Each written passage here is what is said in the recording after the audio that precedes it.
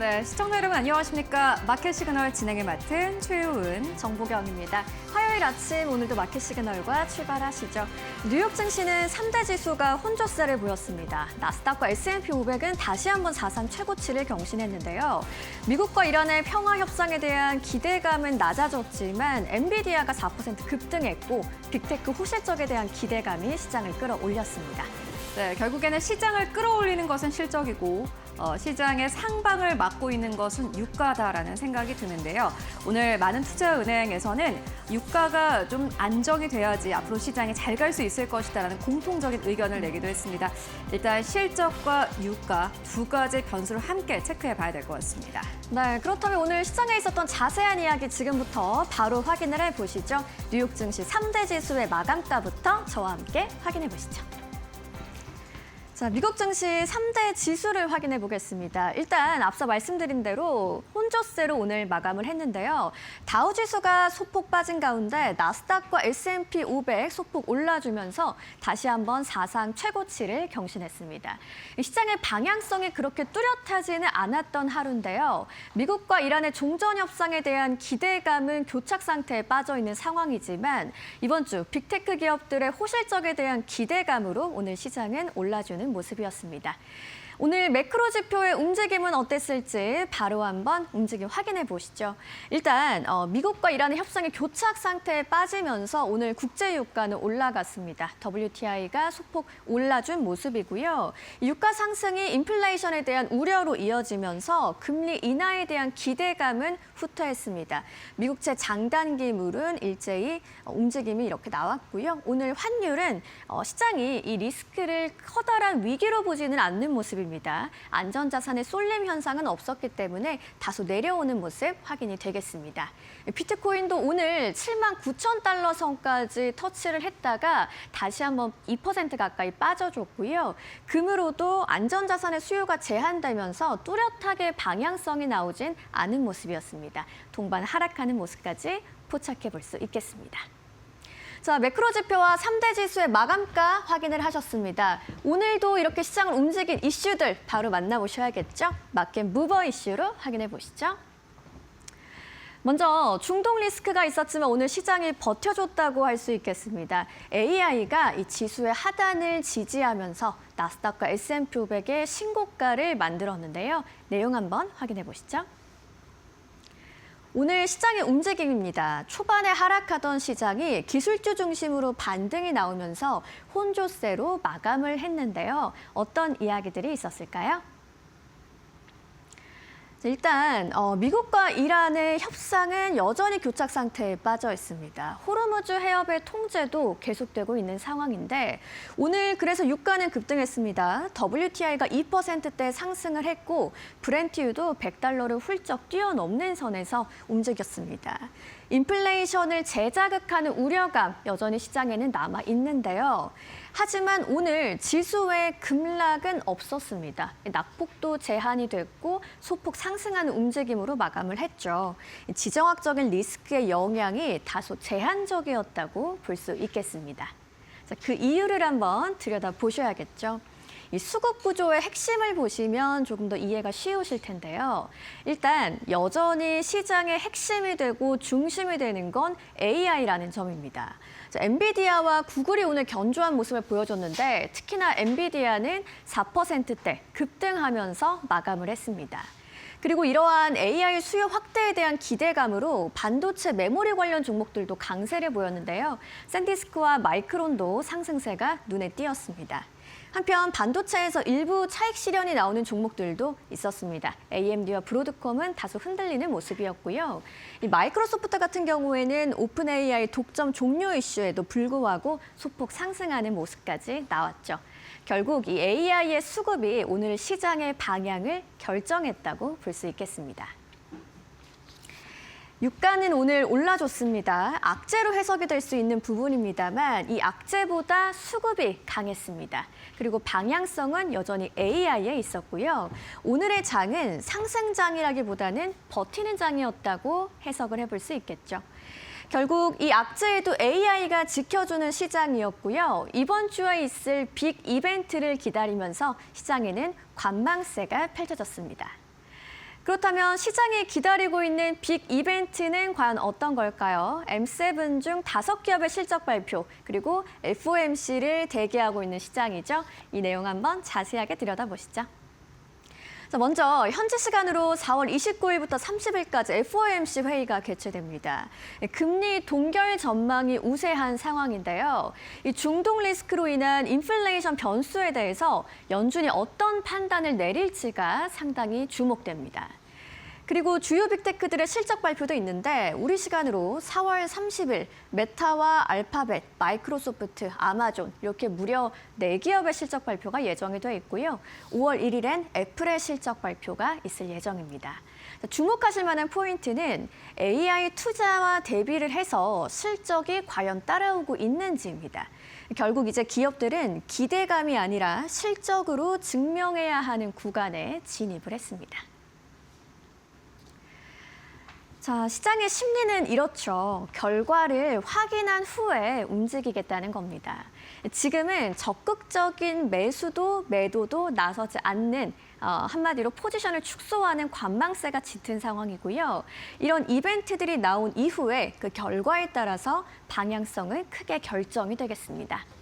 포인트는 이렇게 좀 정리가 되겠네요. 오늘 시장의 움직임이 작았던 이유는 이런 핵심 이벤트들을 대기하고 있었기 때문이었고요. 이번 주 결과에 따라서 시장의 향후 방향이 결정되겠습니다. 특히나 AI와 관련한 실적은 핵심이 될 예정입니다. 이번 주가 지나야 방향이 나올 것으로 보이고요. 오늘 시장은 그것을 기다리는 모습이었습니다. 시장을 움직인 이슈들 확인하셨고요. 종목들은 오늘 어떤 이슈가 있었을까요? 최효은 앵커와 만나보시죠.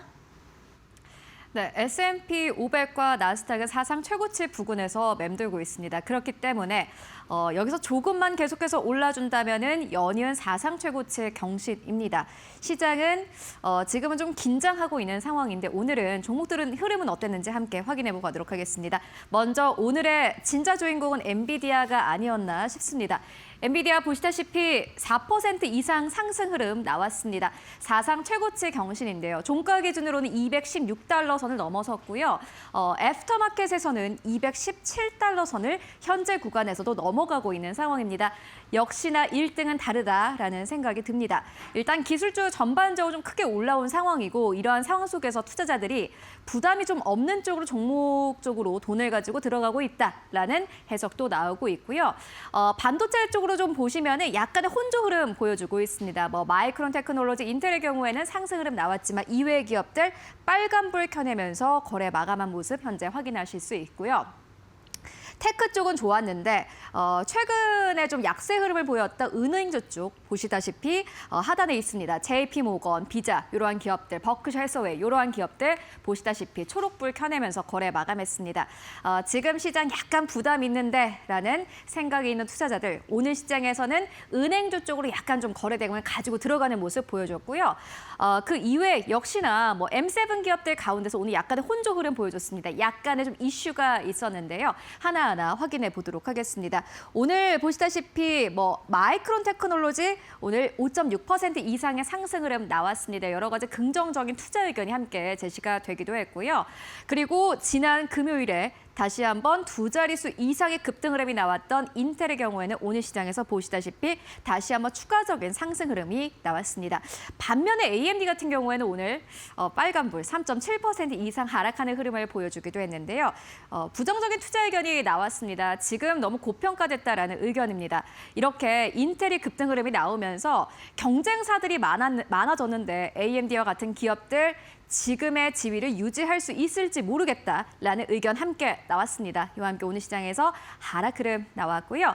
그리고 오늘 보시다시피 퀄컴의 주가도 상승 탄력을 보여주기도 했습니다. 오픈 AI와 퀄컴이 협력을 한다라는 소식과 함께 퀄컴 장 초반만 하더라도 사실 10% 가까운 급등 흐름을 보여주기도 했습니다. 다만 퀄컴과 오픈 AI가 함께 협력을 해서 새로운 스마트폰을 만든다라는 소식과 함께 애플의 주가가 좀 떨어진 모습이 약간 약간 아쉽습니다. 1.2%대 하락 흐름 나왔는데요.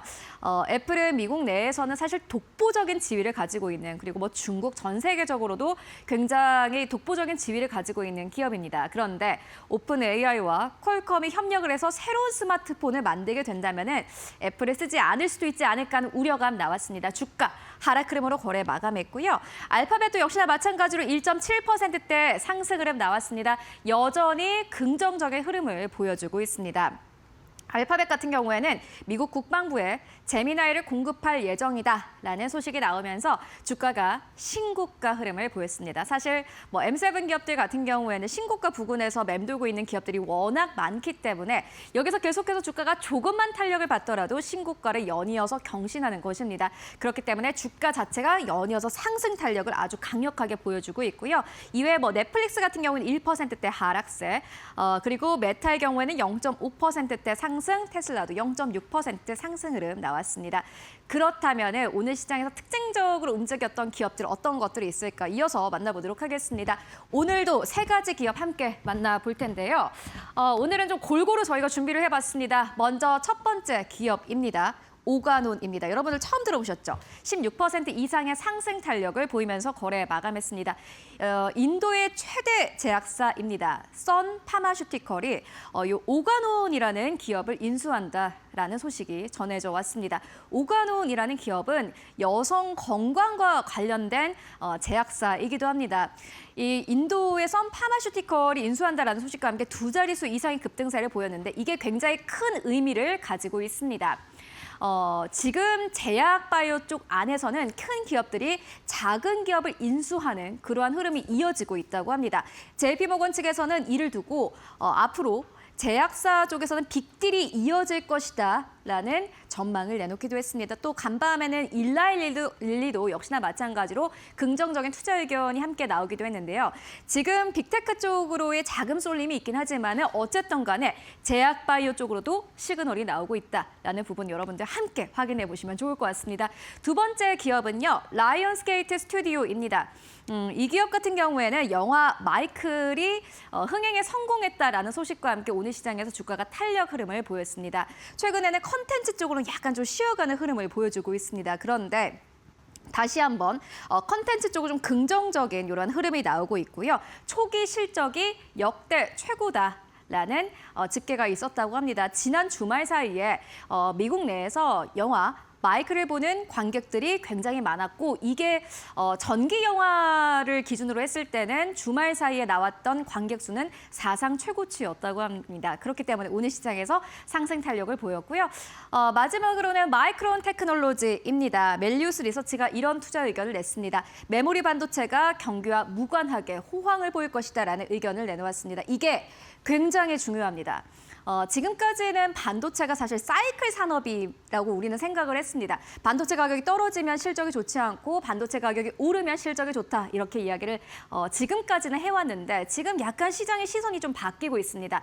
반도체 가격과 상관없다. 이제는 반도체는 앞으로는 구조적으로 3년, 5년간은 무조건 호황일 수밖에 없다라는 의견이 함께 나오고 있고요. 이게 단순히 멜리우스 리서치만의 의견이 아닙니다. 최근 들어서 계속해서 나오고 있는 의견이기 때문에 여러분들 함께 참고해 보시면 좋을 것 같고 마이크론 테크놀로지 5.6% 이상의 상승 탄력 보이면서 거래 마감했습니다. 그렇다면 시장 어떻게 한마디로 정리해 볼 수 있을까요? 마지막으로 만나보도록 하겠습니다. 오늘의 마지막 한 줄은 저희가 밸런스지에서 가지고 왔는데 반도체 기업들의 실적이 M7의 실적 발표를 앞두고 반도체의 구조적 성장 지속성에 대한 시장의 신뢰를 더욱더 강화하고 있다라고 표현을 합니다. 결국에는 반도체의 주가를 끌어올리는 것은 M7 기업들의 실적입니다. 데이터 센터를 얼마나 많이 만드느냐 그리고 위에 단에 있는 기업들이 얼마나 투자하느냐에 따라서 반도체 이 실적과 그리고 주가가 결정된다라는 의미이기도 한데요. 오늘 우리 시장에서 반도체 기업들 역시나 좀 기대해 볼 수 있지 않을까 하는 생각 듭니다. 일단 오늘 시장 정리는 여기서 마치도록 하겠고요. 이어서 현지와 연결해 보도록 하겠습니다. 정보경 앵커와 함께 하시죠. 네, 미국 시장의 분위기를 뉴욕에서 바로 전해드립니다. 김상윤 이데일리 뉴욕 특파원 연결해 보겠습니다. 안녕하세요. 네, 김상윤 이데일리 뉴욕 특파원입니다. 네, 뉴욕 증시에서 나스닥과 S&P 500은 또다시 사상 최고치를 기록했습니다. 하지만 상승폭이 그렇게 크지는 않았는데요. 이렇게 시장이 힘을 제대로 받지 못하는 이유는 어디에 있는 건가요? 네, 말씀하신 것처럼 S&P 500과 나스닥이 다시 한번 사상 최고치를 경신했지만 시장 분위기는 생각보다 강하지는 않았습니다. 가장 큰 이유는 중동 변수가 여전히 불확실하기 때문입니다. 특히 이란과의 평화 협상이 교착 상태에 빠지면서 투자자들이 적극적으로 위험 자산을 사들이기에는 부담이 여전한 상황입니다. 여기에 호르무즈 해협을 둘러싼 긴장이 여전하면서 국제 유가가 상승했고요. 브렌트유가 배럴당 108달러를 넘어서면서 인플레이션 재자극 우려까지 같이 커지고 있습니다. 지금 시장은 금리 인하 기대를 기반으로 올라온 측면이 큰데 유가가 다시 오르면 연준의 정책 경로가 다시 흔들릴 수 있습니다. 시장에서는 여전히 불확실성이 남아 있습니다. 주말 사이 트럼프 대통령이 이란과의 협상을 위해 취재하던 특사 파견을 전격 취소하면서 외교적 해법에 대한 기대가 일부 후퇴하기도 했습니다.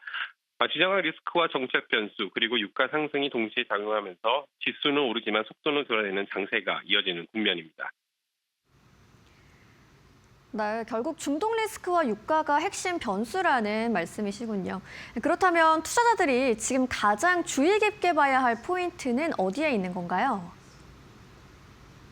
네, 지금 시장에서 가장 중요한 변수는 당연 유가와 중동 정세입니다. 현재 상황을 보면 단순히 전쟁 리스크 자체보다 에너지 공급이 실제로 차질을 빚느냐가 핵심입니다. 특히 호르무즈 해협은 전 세계 원유 물동량의 약 20%가 지나가는 곳이기 때문에 이곳이 불안해지면 유가는 민감하게 반응할 수밖에 없습니다. 다만 시장은 아직까지는 최악의 시나리오보다는 긴장 속 관리 상황을 기본 시나리오로 보고 있습니다. 실제로 일부 전문가들은 갈등이 완화 경로에 있다는 평가도 내놓고 있습니다. 하지만 변수는 남아 있습니다. 이란이 해협 재개방을 조건으로 새로운 제안을 내놓긴 했지만 미국은 여전히 강경한 입장을 유지하고 있어서 협상 타결 가능성은 불투명한 상황입니다. 투자자 입장에서는 세 가지를 계속 체크해야 합니다. 첫째, 유가가 추가로 급등할지 여부입니다. 두 번째로는 호르무즈 해협 관련 실제 물류 차질이 발생하는지, 즉 말이 아닌 행동 단계로 가는지 여부입니다. 마지막으로 이번 주 집중되는 빅테크 실적입니다. 지금 시장은 지정학 리스크와 실적 시즌이 동시에 작용하는 구간인데요. 만약 기술주 실적이 기대를 웃돌 경우 단기적으로 시장이 다시 상승 탄력을 받을 가능성도 있습니다. 다만 유가가 계속 오르는 흐름이 이어진다면 시장은 언제든 변동성이 커질 수 있는 구조라는 점을 계속 염두에 둘 필요가 있습니다. 네, 유가의 변화와 실적 시즌의 결과들 이번 주 계속해서 주목을 좀 해봐야겠습니다. 한편 오늘 중요한 뉴스가 한 가지 나왔죠. 오픈 AI와 마이크로소프트의 파트너십 개편이라는 이야기였는데 이 핵심 변화 그리고 어떤 파장이 있을지 정리를 좀 해주시죠. 근데 이번 개편은 한마디로 협력은 유지하되 종속 관계는 끝낸다는 방향으로 정리할 수 있습니다. 핵심 변화를 크게 세 가지로 꼽을 수 있는데요. 먼저 수익 구조입니다. 오픈 AI가 마이크로소프트에 지급하는 수익 공유의 상한선, 즉 캡이 도입됐습니다. 지금까지는 매출이 늘어날수록 일정 비율을 계속 지급하는 구조였는데요. 앞으로는 일정 수준까지만 지급하고 그 이상은 제한되는 구조입니다. 대신 마이크로소프트가 오픈 AI에 지급하던 수익 배분은 중단되면서 구조가 단순화됐습니다. 둘째로는 마이크로소프트가 갖고 있던 오픈 AI 모델에 대한 사실상의 독점적 라이선스가 이번에 깨졌습니다. 이제 오픈 AI 기술은 특정 기업에 묶이지 않고 보다 개방된 형태로 전환됩니다. 특히 AGI, 즉 인간 수준 인공지능 도달 시 적용되던 특수조항이 삭제됐다는 점은 상징적입니다. 장기적으로 기술 통제권을 오픈 AI가 더 가져가겠다는 의미로 해석됩니다. 마지막으로는 클라우드 전략 변화입니다. 지금까지는 오픈 AI 서비스는 마이크로소프트 애저를 중심으로 돌아갔지만 앞으로는 아마존이나 구글 등 다른 클라우드에서도 제공이 가능해집니다. 이른바 멀티 클라우드 전략으로 전환되는 것입니다. 이를 종합하면 오픈 AI가 더 이상 특정 기업에 묶이지 않고 독립적인 플랫폼 사업자로 확장하겠다는 의지가 분명해집니다. 이 변화가 중요한 이유는 AI 산업의 경쟁 구도 자체를 바꿀 수 있기 때문입니다. 지금까지는 마이크로소프트가 오픈 AI 등에 없고 AI 시장에서 빠르게 치고 나가는 구조였다면 앞으로는 아마존과 구글까지 같은 모델 기반으로 경쟁할 수 있는 환경이 만들어집니다. 특히 클라우드 시장에서는 파장이 클 수밖에 없는데요. AI 서비스는 결국 어느 클라우드에서 돌아가냐가 핵심인데 오픈 AI가 멀티 클라우드를 허용하면서 고객 선택지가 크게 넓어지기 때문입니다. 기업 입장에서는 특정 플랫폼에 종속될 필요가 없어지고 가격이나 성능을 비교하면서 선택할 수 있는 여지가 커집니다. 반대로 마이크로소프트 입장에서는 여전히 핵심 파트너 지위는 유지하지만 독점적 이점은 일부 약화됩니다. 다만 2032년까지 라이선스 유지되기 때문에 단기적으로 협력 관계가 흔들릴 수는 아니라고 볼 수 있습니다. 정리하면 이번 개편은 동맹의 해체라기보다는 힘의 균형 조정에 가깝고요. AI 산업이 특정 기업 중심에서 다수 플레이어가 정리하는 구도로 넘어가는 전환점으로 볼 수 있습니다. 네, 두 기업의 파트너십 개편이 AI 산업 경쟁 구도에 미칠 변화 앞으로 좀 주목해 봐야겠습니다. 지금까지 김상윤 이데일리 뉴욕 특파원이었습니다. 좋은 말씀 고맙습니다. 네, 감사합니다. 네, 미국의 시장 상황 뉴욕에서 전해드렸습니다.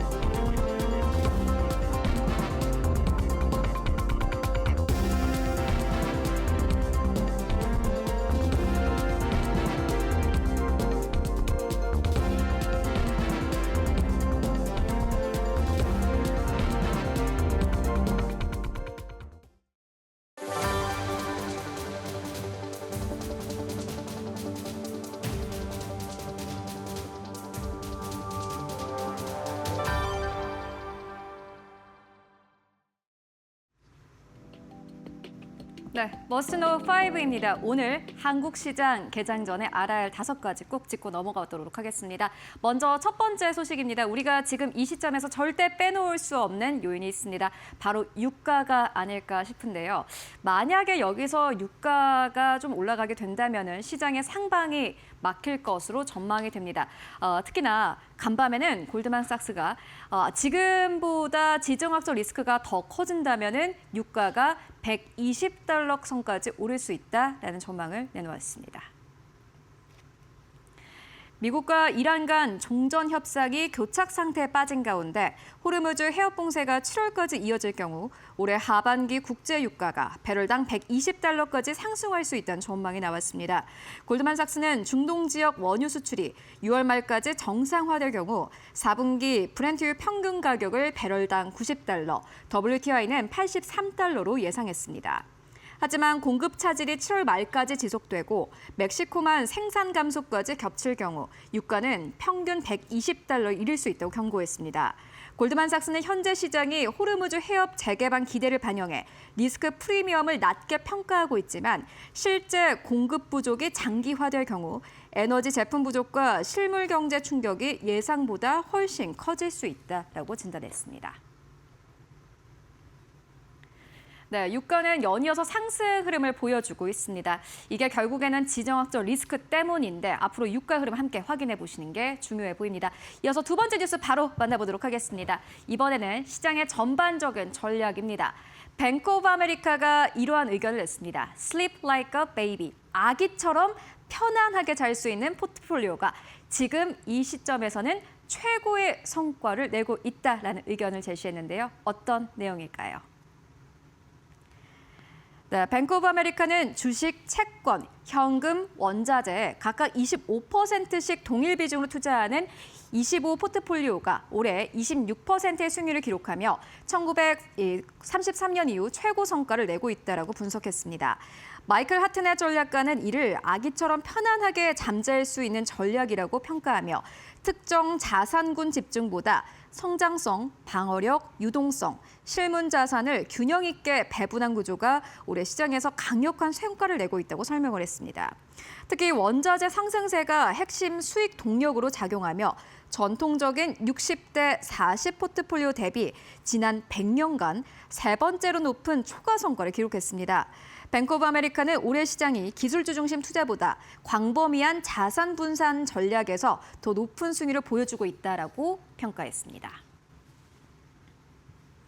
네, 지금 시장이 전반적으로 좀 잘 가고 있습니다. 기술주 쏠림이 최근 흐름에서는 조금 두드러지고 있는 상황이지만요. 결국에는 이렇게 배분 투자가 마음 편하게 갈 수 있는 투자가 아닐까 하는 생각이 듭니다. 2026년 이 흐름을 계속해서 이어갈 수 있을지 함께 체크해 보도록 하겠습니다. 이어서 세 번째 뉴스로 이어가 보도록 하겠습니다. 일론 머스크가 웃는 모습을 보여주고 있습니다. 여러분들 지난해 연말에 이 뉴스들 다들 접해보셨을 것 같은데 일론 머스크 테슬라 CEO가 테슬라를 지금보다 더 부흥하게 한다면은 우리가 슈퍼 성과급을 제시하겠다라고 테슬라 이사회에서 결정을 했습니다. 실제로 이게 지금 현실화되고 있다고 하는데요. 자세한 내용 만나보도록 하겠습니다. 테슬라가 일론 머스크 최고 경영자의 대규모 성과 보상 지급을 위해 약 3억 390만 주의 보통주를 신규 등록했습니다. 이번 조치는 2018년 승인된 머스크의 장기 성과 계약에 따른 보상 지급을 실제 주식 발행 단계로 옮기기 위한 법적, 행정적 절차입니다. 시장에서는 이번 등록이 단순한 신규 발행이 아니라 머스크의 초대형 보상 패키지가 현실화 국면에 진입했음을 보여주는 신호로 해석하고 있습니다. 사실 이 뉴스가 나오면 원래 이 전체적인 기업의 주가는 좀 떨어져야 맞는 건데 아무래도 투자자들이 일론 머스크에 거는 기대가 큰 것 같습니다. 일론 머스크 진짜 테슬라 로보택시까지 사업 확대할 수 있을지 함께 체크해 보도록 하겠습니다. 이어서 네 번째 뉴스로 바로 넘어가 보시죠. 유명한 테크 애널리스트입니다. 거밍치인데요. 애플의 전문 애널리스트로도 시장에서는 유명한 인물입니다. 거밍치가 이렇게 이야기를 했습니다. 퀄컴이 오픈 AI와 차세대 스마트폰 칩 개발에 나섰다라는 분석을 내놓았는데요. 이렇게 되면은 사실 스마트폰 이 업계의 판도가 흔들릴 수 있습니다. 자세한 내용 만나보시죠. 퀄컴이 오픈 AI와 차세대 스마트폰용 AI 반도체 개발에 나설 가능성이 제기되면서 주가가 상승 달력을 보였습니다. 보도에 따르면 오픈 AI는 퀄컴과 협력해 스마트폰 프로세서를 개발 중이며 2028년 양산 가능성이 거론되고 있습니다. 시장에서는 오픈 AI의 생성형 AI 기술과 퀄컴의 모바일 칩 설계 역량이 결합될 경우 기존 스마트폰과 차별화된 AI 중심 디바이스 시장이 열릴 수 있다는 기대가 커지고 있습니다. 이에 따라서 퀄컴은 모바일 AI 시대의 핵심 수혜주로 부각되며 1% 가까운 상승 탄력을 보이며 거래를 마감했습니다. 오픈 AI 힘이 대단한 것 같습니다. 결국에는 챗 GPT의 이용자가 많아지면서 이렇게 사업 영역을 확대하고 있는 것인데요. 진짜로 스마트폰이 어떤 방식으로 나올지 함께 확인해 보시는 게 중요해 보입니다. 이어서 마지막 뉴스로 바로 넘어가 보시죠. 이번에도 오픈 AI 소식입니다. 오픈 AI가 마이크로소프트로부터의 독점을 해소했다라는 소식이 있는데요. 말 그대로 오픈 AI의 목소리가 커졌다 이렇게 보시는 게 맞을 것 같습니다. 이게 무슨 내용일까요? 시장이 시사하는 바는 무엇일까요? 자세하게 만나보시죠. 오픈 AI와 마이크로소프트가 파트너십을 개편했습니다. 오픈 AI는 2030년까지 마이크로소프트의 기존 20% 수준의 수익을 배분하되 총액 상한선을 설정하고 아마존, 구글 등 다른 클라우드 사업자까지 서비스 범위를 확대할 수 있게 됐습니다. 마이크로소프트의 오픈 AI 기술 독점권은 종료되지만 주요 클라우드 파트너 지위는 유지합니다. 이번 조치는 오픈 AI의 사업 확장성과 독립성을 강화하려는 전략으로 풀이됩니다. 네, AI 업계에서도 약간의 변화가 보이고 있습니다. 실제로 오픈 AI가 스마트폰을 내게 된다면 아마 우리 시장에도 많은 기업들이 타격을 받거나 혹은 수혜를 받게 될 텐데요. 관련된 뉴스는 계속해서 체크해 보시는 게 중요해 보입니다. 지금까지 머스트 노우 5 함께 알아봤습니다.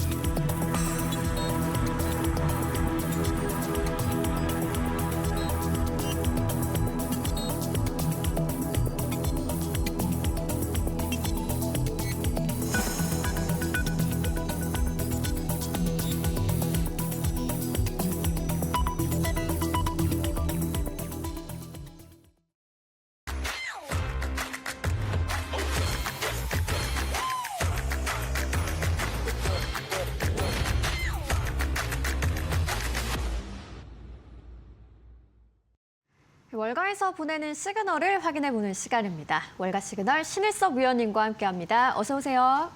안녕하세요.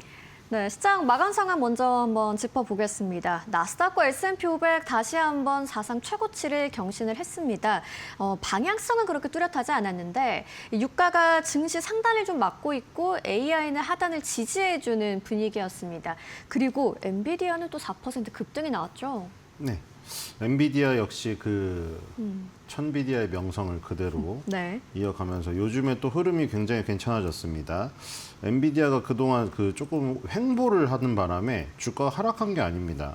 옆으로 횡보를 하니까 엔비디아가 안 가는 것처럼 보였는데 횡보하는 거는 힘을 모으는 구간이었습니다. 그리고 그동안 뭐 지금 굉장히 강하게 갔던 마이크론 테크놀로지나 샌디스크도 여전히 강했습니다만 역시 엔비디아가 움직여주니까 약간 중량감이 조금 다르다. 이런 모양새가 보이네요. 그리고 지금 마이크로소프트라던가 애플, 아마존, 구글, 브로드컴 이런 것들은 이제 각자 조금 엇갈리는 흐름이 나왔고요. 아까 이슈에서 나온 대로 지금 마이크로소프트와 아마존의 주가가 장중과는 또 다르게 끝났습니다. 네. 확인이 좀 돼봤고요. 이제 그러면 월간 시그널의 키워드를 바로 확인해 보도록 하시죠.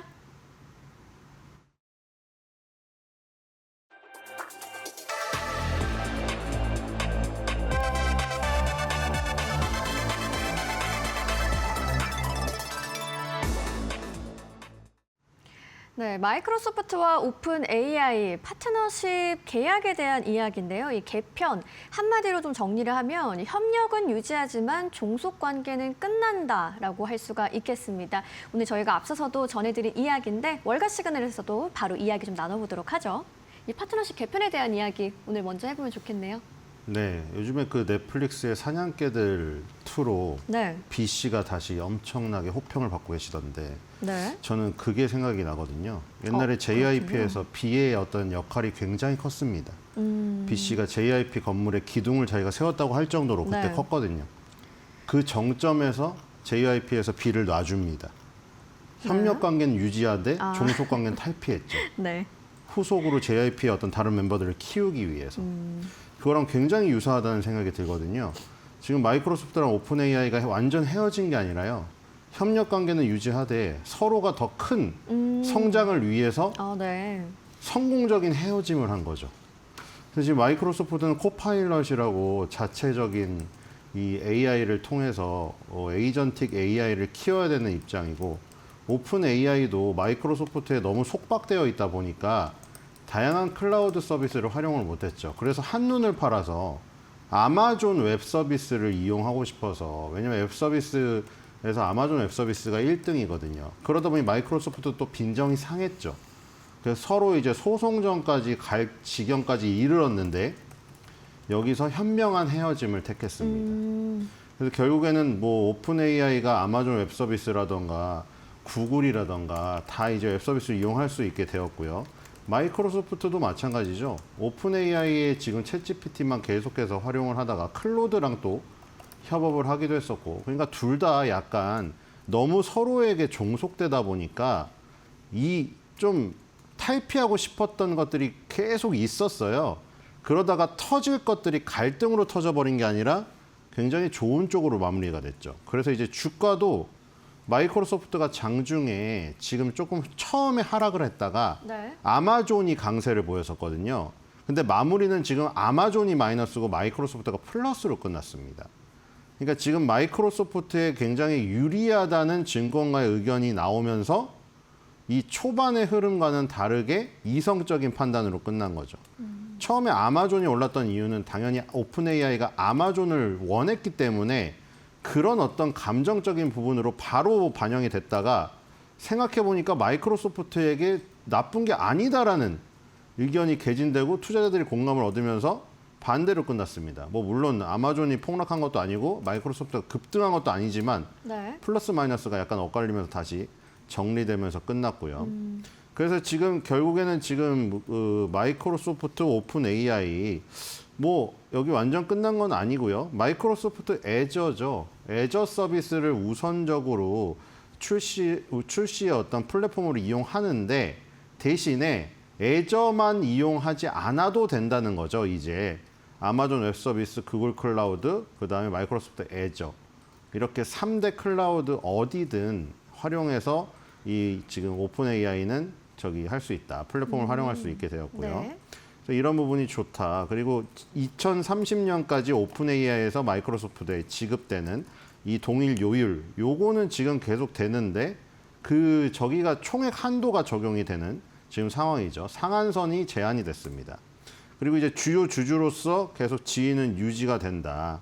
이렇게 나왔으니까 아까 말한 거랑 비슷하죠. 막 서로가 무슨 피해를 보고 소송전을 가고 막 그런 그 지경은 아니고요. 이제 좋은 쪽으로 끊었습니다. 오픈 AI는 물론 비상장 회사긴 하지만 오픈 AI도 이제 상장을 준비를 해야 되기 때문에 상장을 하려면 뭔가 그런 걸 보여줘야 되잖아요. 내가 어디에 종속 관계로 끌려가는 게 아니라 나 독자적으로 어떤 이런 모델이 있다. 이런 걸 어필을 해야 몸값을 더 받을 수가 있겠죠. 그런 정리 과정으로도 좀 볼 수가 있지 않을까 이런 생각이 듭니다. 왜냐하면 클로드도 이제 곧 10월 달이면 상장 예정에 있기 때문에 오픈 AI도 곧 상장을 해야 되는 입장으로서 이런 빌드업 과정이 아닌가 이런 생각이 듭니다. 네. 마이크로소프트와 오픈 AI의 파트너십 개편, 핵심 변화를 한번 정리를 해보면 먼저 수익 구조의 변경이 있게 되고요. 이 독점 라이선스가 종료된다는 것, 또 멀티 클라우드 전략으로의 변화를 꼽아볼 수가 있겠습니다. 간밤 시장에서는 마이크로소프트가 강보합권에서 마감을 했고요.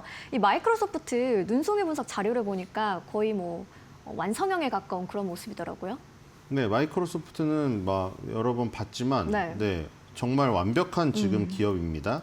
자, 요즘에 인텔이 부활해서 조금 마이크로소프트가 기분이 좀 좋지 않을까. 왜냐면 한때 네. 세대를 호령했던 두 기업이잖아요. 윈텔의 시대였는데 지금 윈텔의 시대가 다시 부활하고 있는 것 같아요. 요즘에 인텔의 기세가 너무 무섭죠. 맞아요. 자, 그래서 다시 한번 예전 영광을 그 투톱이 재현하는 게 아닌가 이런 생각까지 드는데 마이크로소프트도 이제 반등을 지금 노리고 있습니다. 아직까지 화끈한 반등은 나오지가 않았어요. 지금 계속해서 고점과 저점이 낮아지고 있거든요. 작년 10월 달부터 500달러부터 쭉 내려와가지고 지금 밑단에 300달러 이상, 300달러 이하까지 지금 근처까지 갔다 왔죠. 360달러 이하를 갔다가 420달러 정도에 있습니다.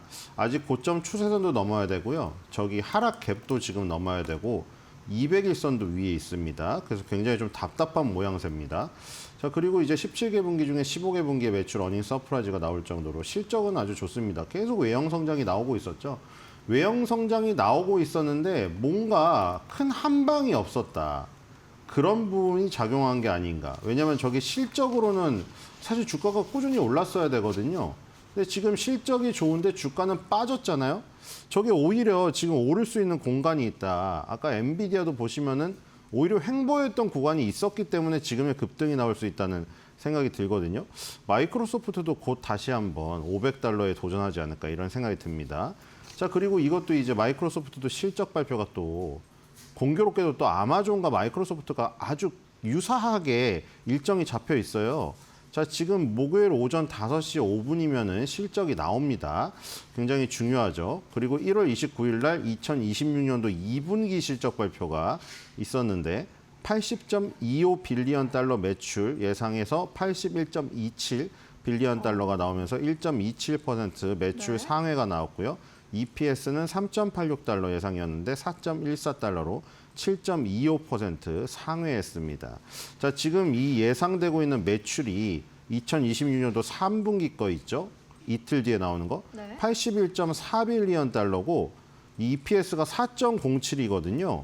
그러니까 지금 보시면은 2026년도 2분기 실적 컨센서스보다 증권가 컨센서스가 더욱더 높게 잡혀 있습니다. 이번에는 허들을 조금 더 높게 뛰어넘어야 서프라이즈가 나온다는 거. 과연 넘을 수 있을지. 지금 일단 분위기는 좋죠. 네. 마이크로소프트와 오픈 AI의 이런 현명한 선택이 나오고 나서 바로 이틀 뒤에 실적이 나오니까 어떻게 나올지 한번 봐야 될 것 같고요. 이 증권가의 목표 주가는 지금 상당히 높아 있습니다. 왜냐하면 10월 달에 500달러를 지금 넘나드는 지금 흐름이었잖아요. 그때만 해도 이제 570.30 달러와 격차가 얼마 나지 않았는데 360달러로 떨어지는 바람에 지금 이제 400달러 위로 올라왔지만 아직 격차가 상당히 있습니다. 35%가량의 업사이드가 나와야 되고요.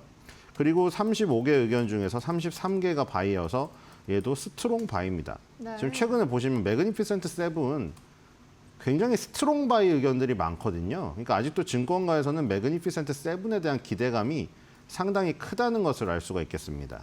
알겠습니다. 실적 발표가 임박한 마이크로소프트고요. 결국 뭐 이번 파트너십 개편이 두 기업은 뭐 둘 다 돈은 덜 묶이고 각자 더 크게 가겠다 이런 구조가 될 것 같습니다. 국내에서 영향받을 만한 시그널 종목으로 오늘 SK하이닉스를 준비해 주셨네요. 뭐 어떤 영향이 기대되는지 좀 짧게 여쭤볼게요. 일단 하이닉스가 130만 원 돌파했는데 지금 네. 기세가 아주 뜨겁습니다. 맞습니다. 지금 다시 시작하는 것 같거든요. 제가 보기에는. 자, 그래서 결국에 이래 AI 시대에 SK 하이닉스의 HBM 필수적일 수밖에 없기 때문에 결국 아까 얘기한 거죠. 마이크로소프트 애저든 지금 뭐 구글 클라우드 서비스든 아마존 웹 서비스든 지금 데이터 센터가 할 일이 많아집니다. 그리고 브로드컴 같은 맞춤형 서비스를 제공하는 업체라든가 네오 클라우드 서비스까지 있죠. 데이터 센터는 하루가 다르게 많이 확충될 것이고 네. 거기에 결국 엔비디아 GPU, 뭐 인텔의 AMD의 CPU, 그리고 삼성전자 SK하이닉스의 HBM이 탑재될 수밖에 없기 때문에 아직도 인공지능 데이터 센터의 확충이라던가 데이터 이 센터를 활용한 그 인공지능신의 성장 이런 것들은 멈추지 않았다는 생각이 듭니다. 결국 SK하이닉스 원픽이 아닌가, 탑픽이 아닌가 생각이 듭니다. 알겠습니다. 데이터 센터 확충은 계속해서 속도가 붙을 것으로 보이죠. 우리 시장에서는 역시나 원탑으로 꼽을 만한 시그널 종목은 SK하이닉스다라고 깔끔하게 정리해 주셨습니다. 이어서 월가 시그널 두 번째 키워드 바로 만나보시죠.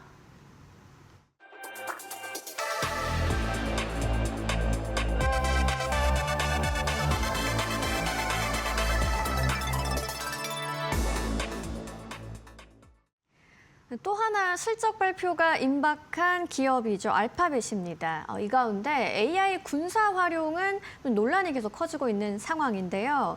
또 구글 이번에 한국과의 AI 협력도 본격화되는 모습이 있습니다. 이 내용 한번 차근차근 짚어보죠.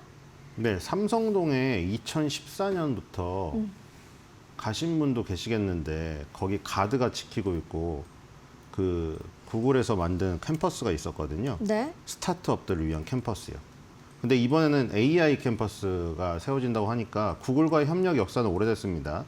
그래서 삼성동에 세워질지 어디 세워질지 모르겠는데 삼성동에 있던 아까 그거는 있잖아요. 3월 13일부로 영업 종료가 됐거든요. 네. 그래서 커피도 마실 수 있었어요. 근데 어쨌든 스타트업을 위한 곳에서 이제 AI 캠퍼스가 만들어진다니까 기대가 되고요. 뭐 가드분들이 무섭다는 댓글이 있었는데 그렇군요. 이번에 어떻게 될지 모르겠습니다. 네. 그리고 이제 전쟁 AI 이거 이슈죠. 클로드가 너무 활용이 잘 되니까 그게 왜 그랬는지 그 배경은 아시죠? 클로드가 너무 활용을 하고 싶은데 클로드의 그 다리오 CEO 제가 요즘에 얘기했잖아요. 그분이 굉장히 도덕적인 분이시라 네, 얘기하셨죠. 전쟁에 활용되는 걸 네. 싫어하세요.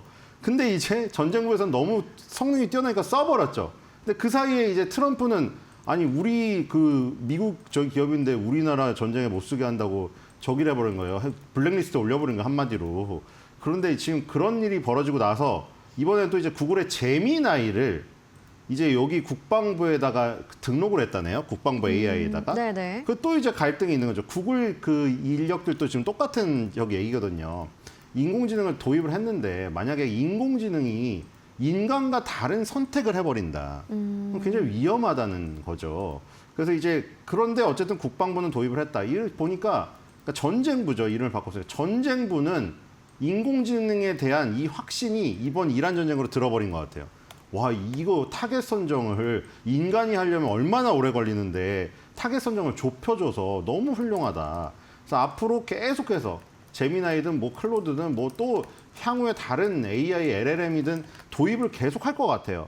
그래서 이런 갈등은 계속될 것 같고 이런 어떤 도덕적 우려에 대한 이슈는 계속될 것 같지 않는가 이런 생각이 듭니다. 지금 보니까 법적 분쟁으로까지 비화가 되고 있다고 하는데 과연 어떻게 될지 지금 보니까 자율적으로 치명적인 판단을 해버리면 이제 정말 영화 터미네이터 같은 일이 일어나 버리거든요. 네. 그런 거에 대한 우려를 구글 직원들이나 엔트로픽 직원들이 똑같이 갖고 있는 것 같습니다.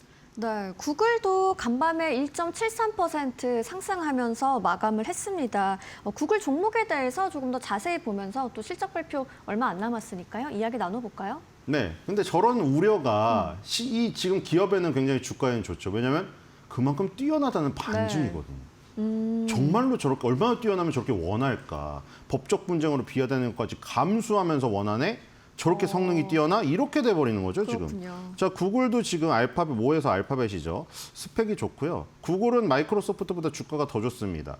거의 엔비디아처럼 약간 주춤거리다가 결국에는 또 신고가 흐름으로 가는 지금 상황이죠. 대단합니다, 역시 네. 구글.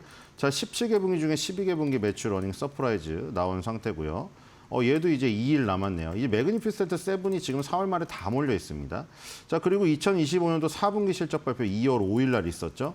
104.77빌리언 달러 매출 예상이 113.83빌리언 달러 나오면서 8.65% 매출 상회, 매출액 상회가 좀 크게 나왔죠. EPS는 2.61달러 예상이었는데 2.82달러 나오면서 8.05% 상회했습니다. 아주 좋은 흐름이었고요. 자, 구글은 지금 마이크로소프트보다 덜 떨어졌으니까 컨센서스랑 차이가 덜하죠. 387.68달러인데 13.46% 정도 차이고요.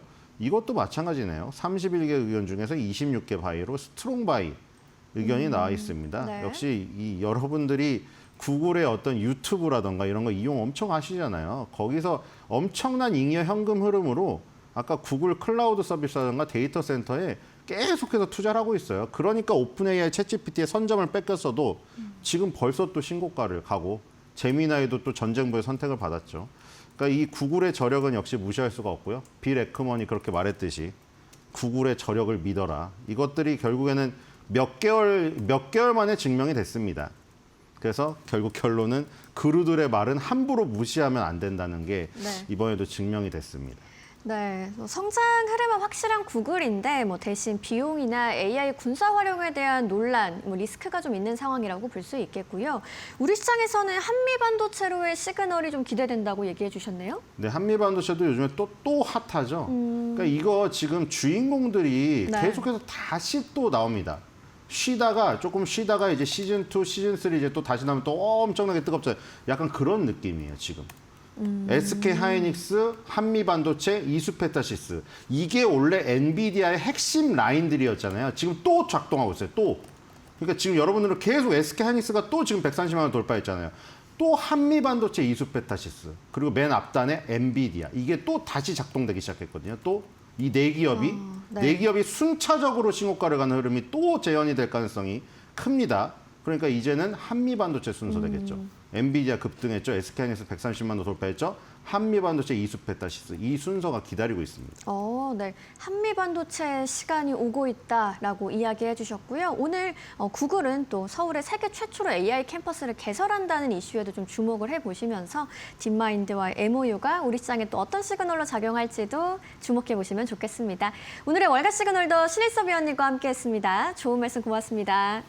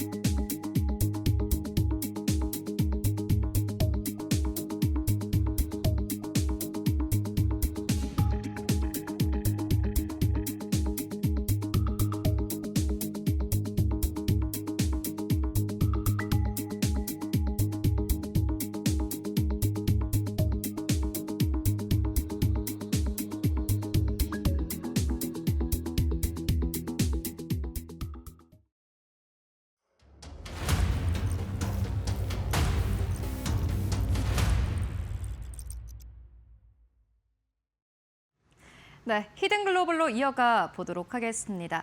외신 혹은 외국계 투자은행에서 다른 국내 기업들 함께 살펴볼 텐데요. 오늘도 함께 해보도록 하겠습니다. 타키온의 조호진 대표 모셨습니다. 안녕하십니까? 예, 안녕하세요. 네, 대표님 오늘은 첫 번째 기업 어디서 가지고 오셨습니까? 예. 그 노무라 증권이 이제 SK 하이닉스에서 리포트를 냈는데 네. 그 뭐 예상대로 이제 목표가를 좀 더 높였습니다. 또 외국계 증권사들 우리나라 증권사들보다 작년부터 더 긍정적인 장밋빛 전망을 갖고 있는데 노무라 증권도 그 중에 하나였습니다. 노무라 증권 이번에 193만 원, 기존 목표가가 193만 원인데 이번엔 234만 원으로 올렸습니다. 그래서 이제 해당 사항을 좀 자세히 좀 알아보도록 하겠습니다. 네, 190만 원대에서 230만 원대까지 올렸다라는 소식입니다. 어제부터 이제 요 소식 때문에 시끌시끌했었는데 일단은 뭐 실적이 좋으니까 아무래도 목표 주가를 올렸겠죠. 예, 그렇습니다. 실적도 좋았고 노무라 증권이 또 주목한 것이 또 하나 다른 점이 있다면 뭐 저희가 많이 알려드리긴 했지만은 근본적으로 이제 D램이 HBM이 부족하다 보니까 그 D램과 HBM을 수요하는 미국의 빅테크들이 단기 계약, 뭐 한 달짜리 예전에 분기별로 계약을 했었는데 이제는 연간 단위로 계약을 하자, 혹은 2년 단위, 3년 단위로 계약을 하자. 그래서 LTA라고 하지 않습니까? LTA에 대해서 노무라 증권이 주목을 했습니다. 그래서 LTA로 이제 계약을 갖다가 확산이 되면 그러면 이제 그 무슨 차이가 있느냐? 아니요, 똑같은 매출에 똑같은 영업이익인데 무슨 차이가 있느냐라고 이제 반문할 수 있는데 그렇게 했을 때는 이제 기존의 메모리 반도체의 어떤 주가에 대한 평가를 PBR로 그래서 18개월 단위로 올라갔다가 내려가고 다시 또 올라갔다 내려가는 이런 18개월 주기간으로 짧다 보니까 보통 제조업체에 대해서는 3년치 영업일 끌어와서 PER로 이제 해당 주가를 갖다 평가합니다. 그래서 주가가 낮다, 높다라고 평가를 하는데 기존에는 반도체 종목들이 아까 말씀드린 18개월 주기로 왔다 갔다 하다 보니까 PER을 평가하기가 좀 어려웠습니다. 하지만 지금은 반도체 호황이 사이클이 길다 보니까 PBR 대신에 PER로 접근하는 것이 맞다. 그리고 실제로도 빅테크들이 주요 고객사들이 하이닉스랑 삼성전자, 마이크론 등에다 야 장기 계약을 맺어줘. 우리가 매달 분기별로 그 계약을 체결하고 수급을 하려니까 너무 힘들다. 그래서 LTA로 한다면 아까 말씀드린 대로 PBR 대신에 PER로 접근하는 것이 맞다. 그렇다면 PER로 접근했을 때 하이닉스는 이제 PER이 올해 이제 끌어오고 27년도를 끌어온다면 4배 내지 3배로 내려가게 됩니다. 그렇다면 이제 하이닉스 주가도 올라갈 수 있는 여지가 마련되기 때문에 마이크론도 마찬가지고요. 이런 점에서 노무라 증권이 하이닉스에 대해서 목표가를 더 상향시켰다라고 이제 그 글을 썼습니다. 네, 이게 좀 정리를 해보고 가도록 하겠습니다. 이게 이제 또 시청자분들이 약간 좀 반도체에 대한 좀 해석을 좀 다르게 해봐야 될 것 같다라는 생각도 드는데요. 이전까지만 하더라도 사실은 반도체 하면은 사이클 산업으로 이해를 했습니다. 간밤에 나왔던 AMD와 관련된 리포트랑도 좀 연결이 되는 건데요. 지금까지는 뭐 반도체 가격이 떨어지면은 실적이 좀 떨어지고 반도체 가격이 오르면은 실적도 함께 좀 상향되는 그러한 흐름을 보여줬는데 이게 말 그대로 단기적입니다. 반도체 가격에 따라서 실적이 왔다 갔다 했다면은 이제는 좀 장기적인 시선으로 바뀌고 있습니다. 특히나 뭐 대만의 IT 전문 매체인 디지타임스는 이제 반도체가 인프라 산업 쪽으로 변화하고 있다라는 평가까지 내린 바 있습니다. 이게 결국에는 노무라 증권이 SK 하이닉스의 목표 주가를 상향 조정한 것과도 연결이 되는 것 같은데요. 단기적인 계약이 아니라 지금까지는 뭐 3개월, 1년 이렇게 계약을 했었는데 3에서 5년 정도의 계약으로 좀 변환이 되면서 이제 이 주가를 평가하는 지표도 바뀌어야 된다. 그렇기 때문에 노무라 증권에서는 목표 주가 193만 원대에서 234만 원대까지 상향했다라고 말씀해 주셨습니다. 그렇지만은 또 환율이 좀 문제다라는 이야기도 나오고 있는데 이 부분 좀 짚고 갈까요? 예.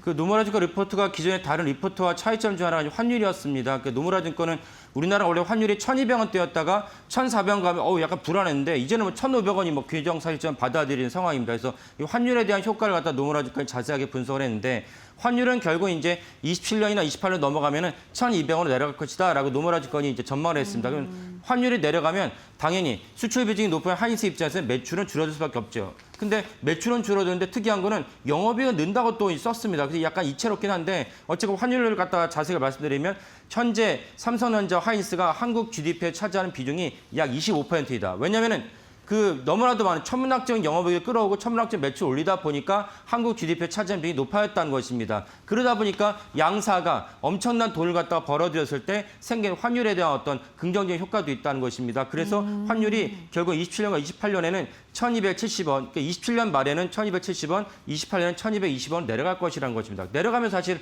다른 반도체 업종 말고 수출 업종 외에 다른 업종들, 특히 반도체 업종에 있다 할지라도 공급망에 있는 중소기업들 입장에서는 1,400 올라가면 너무나 이제 한계 상황에 도달합니다. 왜냐하면 그분들 입장에서 마진이 너무나도 박하게 되기 때문에 한계 상황에 도달한 그분들 입장에서는 1,300원 미만 내려간다면 되게 긍정적인 소식이 되겠습니다. 하지만 하인스처럼 그 수출이 주도적인 완제품을 만드는 기업 입장에서는 매출은 줄 수밖에 없다. 매출은 주는데 영업이 올라간다. 어떻게 이런 일이 생길 수 있냐? 노무라 증권의 분석은 무엇이냐면 그 하인스 역시 외부에, 그러니까 예를 들면 ASML이라든지 이런 비싼 기자재를 들어와야 되는데 비싼 기자재를 들어왔을 때 사실 환차선 때문에 생긴 이익이 생기기 때문에 오히려 매출은 줄지만 영업이 는다는 것이 노무라 증권의 보도입니다. 그래서 실질적으로 큰 변화는 없다라는 것이 노무라 증권의 이제 분석입니다.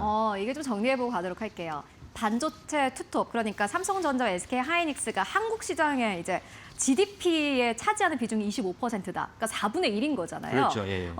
그렇기 때문에 지금은 환율이 1,500원대이지만은 이 두 개의 기업이 돈을 많이 벌어들이게 되면은 환율이 점차 하향 안정화될 것이고 이에 따라서 좀 수혜를 볼 것이다. 이렇게 떨어지고는 있지만 환율 자체가 좀 떨어지고 있지만은 여러 가지 요인들 때문에 또 실적 자체는 괜찮을 것이다. 이런 전망을 내놓았는데 다만 이제 어제 주가 보셨습니까? 그럼요. 예.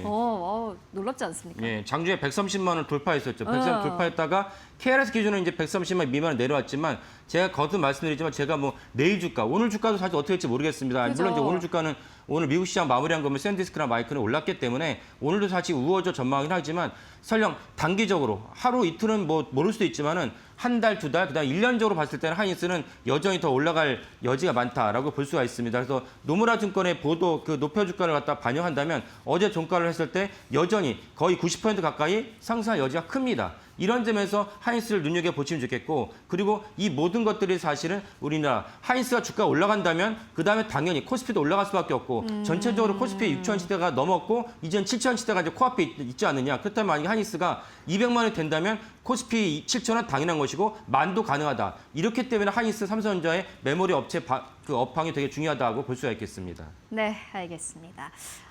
이렇게 하이닉스 함께 다뤄보고 왔는데요. 사실 SK 하이닉스의 경우에는 지금까지는 좀 강세론자의 의견이 더 많지 않을까 하는 생각이 듭니다. 특히나 노무라 증권이 그렇습니다. 최근에 목표 주가를 190만 원대에서 240만 원대까지 상향 조정을 했고요. 이게 결국에는 실적이 계속해서 좋기 때문에 앞으로 주가가 잘 갈 것이다라는 게 저희의 포인트인 것 같습니다. 일단 첫 번째 이슈는 이렇게 마무리를 해보도록 하겠습니다. 오늘 또 시장에서의 흐름 잘 살펴보시면 좋을 것 같고요. 이어서 두 번째 기업도 함께 살펴보고 갈 텐데 두 번째 기업은 보니까 현대차 기아 가지고 오셨어요. 예. 현대 기아차가 미국 완성차에서 미국 시장에서 자체적 비중이 25% 되는데 현대 기아차가 팔고 있는 전기차 중에서 핵심 부품인데 핵심 부품에 대해서 문제가 생겨가지고 집단 소송이 이제 걸릴 수 있다. 그리고 일부는 이제 사용자들이 소송을 걸었고 이 부분은 이제 야후 파이낸스가 자세하게 보도를 했습니다. 네, 일단 부품에 약간 문제가 생겼다라고 평가를 해주셨는데 어떤 부품인가요? 예. 그 전기차의 ICCU라는 게 있는데 ICCU는 무엇이냐면 충전과 방전하는 전체적인 통합 컨트롤 센터라고 보시면 됩니다. 그러다 보니까 핵심 부품이라고 볼 수 있는데 핵심 부품에서 문제가 생겼을 때 그리고 또 전기차를 한다면 또 우리가 이제 물론 이제 내연기관차도 자동차가 문제가 생길 수 있고 전소하는 경우가 있긴 하지만 또 우리가 인지하기로는 전기차가 만약에 문제가 생겨서 만약에 화재가 발생한다면 내연기관차보다 더 큰 이제 위험이 있다는 걸 우리가 인지하고 있지 않습니까? 그런 점에서 ICCU는 이제 전기를 갖다가 충전하고 그다음에 이제 또 주행 중에서 사실은 그 야후파이낸스 보도를 보면은 주행 중에서 꺼진 경우가 있었다. 이거는 사실 되게 난감한 상황이기 때문에 되게 치명적이라 볼 수 있습니다. 그래서 이 부분을 갖다가 이제 야후파이낸스가 자세하게 보도를 했습니다. 네, 그러니까 좀 쉽게 설명드리자면요. 이게 전력을 어떻게 보면 좀 통합 관제하는 부품이다. 이렇게 보면 되겠죠. 예. 그렇다면은 이 부품이 들어간 차종 어떤 것들이 있을까요? 예.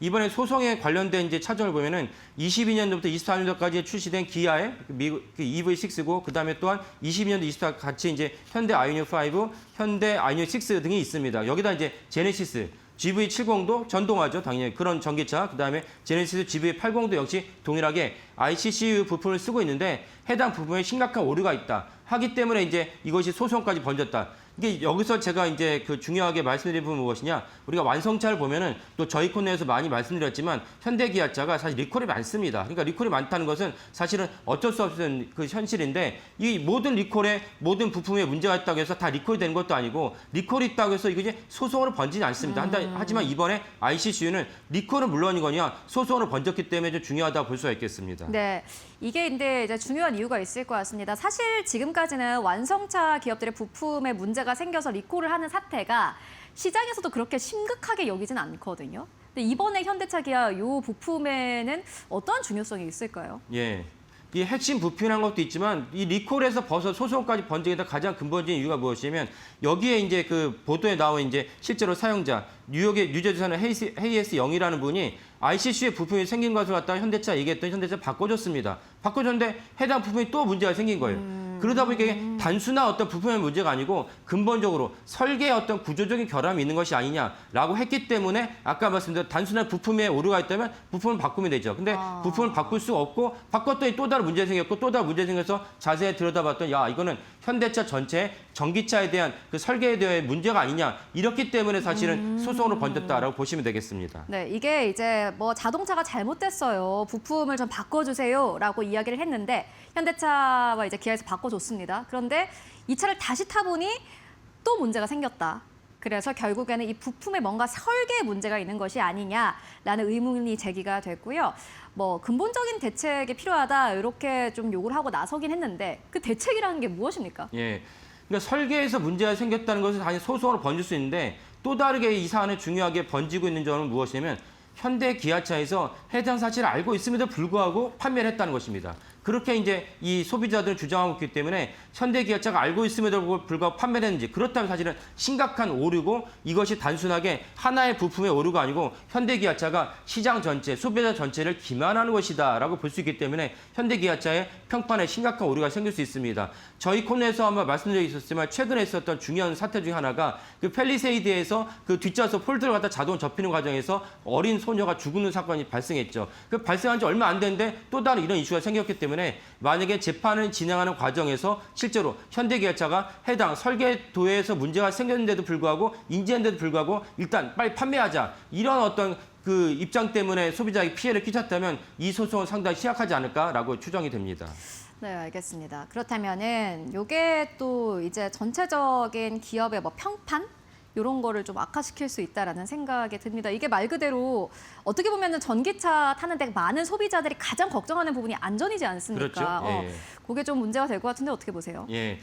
이걸 갖다 테슬라랑 뭐 전기차 선도 기업이라서 테슬라랑 비교를 해본다면 테슬라는 중요 부품을 갖다가 통합하지 않고 따로따로 이제 운영하고 있다는 것이 특징입니다. 그렇다면 전기차에서 후발주자인 현대차는 왜 해당 부품을 갖다가 통합을 시켰기 때문에 소비자에게 이런 어떤 리콜뿐만 아니라 심지어 소송까지 번졌나라고 이제 추적할 수 있는데 왜 현대차는 갖다 통합했냐? 통합을 하면 당연히 공정이 줄고 통합을 하면은 이제 부품의 어떤 가성비, 부품을 조달하는 원가도 줄어들기 때문에 현대 기아차 입장에서는 보다 많은 영업이익을 남길 수 있는 장점이 생깁니다. 근데 그걸 몰라서 테슬라는 갖다가 분리했겠느냐? 통합을 했을 때 문제가 있을 거라고 여겼기 때문에 테슬라는 분리했다. 이런 점이 사실 현대기아차에서는 이번 소송에서 불리한 점을 작용할 수 있습니다. 그래서 이 점을 갖다가 주시할 수 있으면서 만약에 현대기아차가 이번 소송에서 저희가 몇 가지 우려사항을 전달했던 그 부분이 사실을 확인된다면 예를 들면 설계 도면에 근본적인 하자가 있었고 두 번째 하자가 있는 걸 아는데도 불구하고 현대기아차 판매를 갖다 강행했던 것이 법정에서 입증이 된다면 현대기아차는 당분간 큰 어떤 충격을 받을 것으로 여겨집니다. 네, 이제 뭐 소송에 대한 뭐 판결이 나온 건 아니고요. 현대차와 기아가 미국 시장에서 점유율을 현재 높여가고 있는 상황 속에서 나온 노이즈이기도 합니다. 앞으로 또 어떠한 판결이 나올지 함께 체크해 보시는 게 중요해 보입니다. 지금까지 조우진 대표와 함께 이야기 나눠봤습니다. 말씀 고맙습니다. 예, 감사합니다.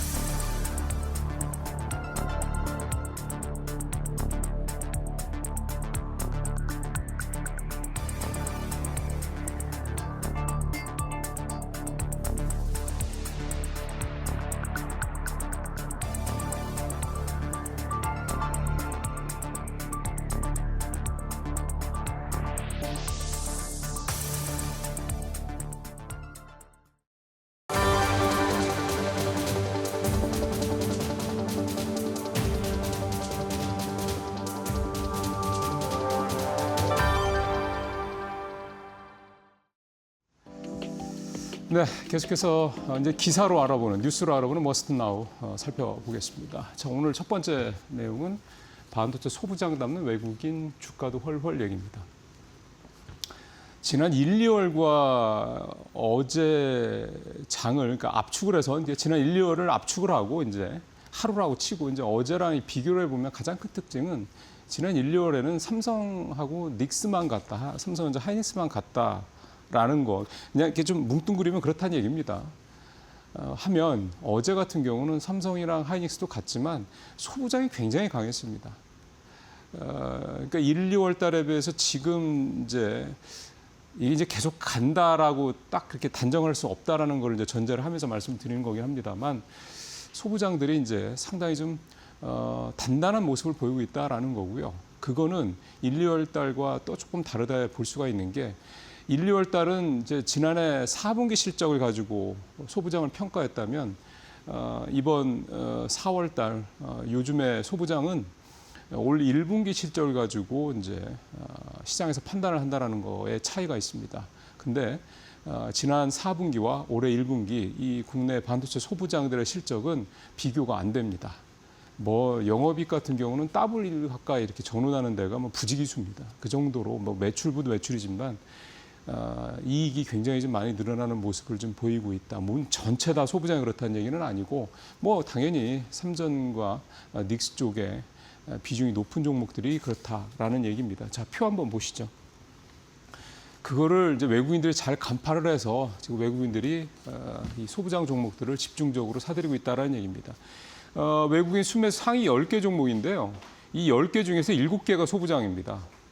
대단하죠. HLB, 아주 IB 투자, ABL 바이오, 요 밑에 단에 후반부에 3개 회사 빼고는 1등부터 5등까지는 다 반도체 소부장이고요. 그다음에 그 옆에 한번 보시죠. 주가의 증감률. 하나 마이크론 같은 경우 주성 엔지니어링이 최근에 상한가도 한번 치고 그래서 93% 거의 2배 가까이 올랐고요. 이달 들어서입니다. 그다음에 하나 마이크로 그다음에 고영이 많이 올랐죠. 여기 이제 반도체 장비 하는 애고. 주성 엔지니어링은 이제 전공정 장비이고.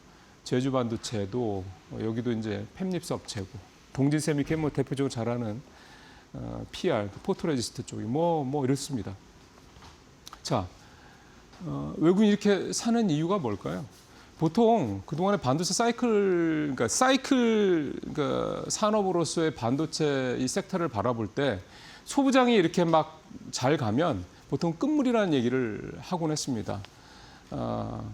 그러니까 지금 이렇게 소부장들이 막 올라가니까 반도체 이제 피크아웃 얘기들이 계속 여기저기서 나오고 있는데 정말 그런가 보다. 또 어제 BNK 투자증권에서 SK 하이닉스 상대로 이제 피크아웃 얘기를 좀 꺼냈죠. 제일 먼저. 그러면서 뭔가 이제 분위기가 좀 이제 막판으로 좀 가고 있는 게 아니냐 이런 얘기를 좀 하고 있습니다. 근데 이제 과연 반도체가 피크아웃이냐 이제 이 아주 근본적인 문제에 대한 물음에 대한 이제 답을 이제 할 상황이 되겠죠. 글쎄요. 삼성전자랑 하이닉스가 피크아웃일까요? 빅테크 실적이 이제 나와서 조금 더 확인이 되겠습니다만 지금 빅테크 실적들 가는 거 보면 오늘도 다우는 살짝 약보합이었지만 나스닥은 또 사상 최고치 다시 경신했지 않습니까? 글쎄요. 지금 뉴욕 시장을 끌고 있는 거는 당연 기술주입니다. 그중에서도 반도체주고요.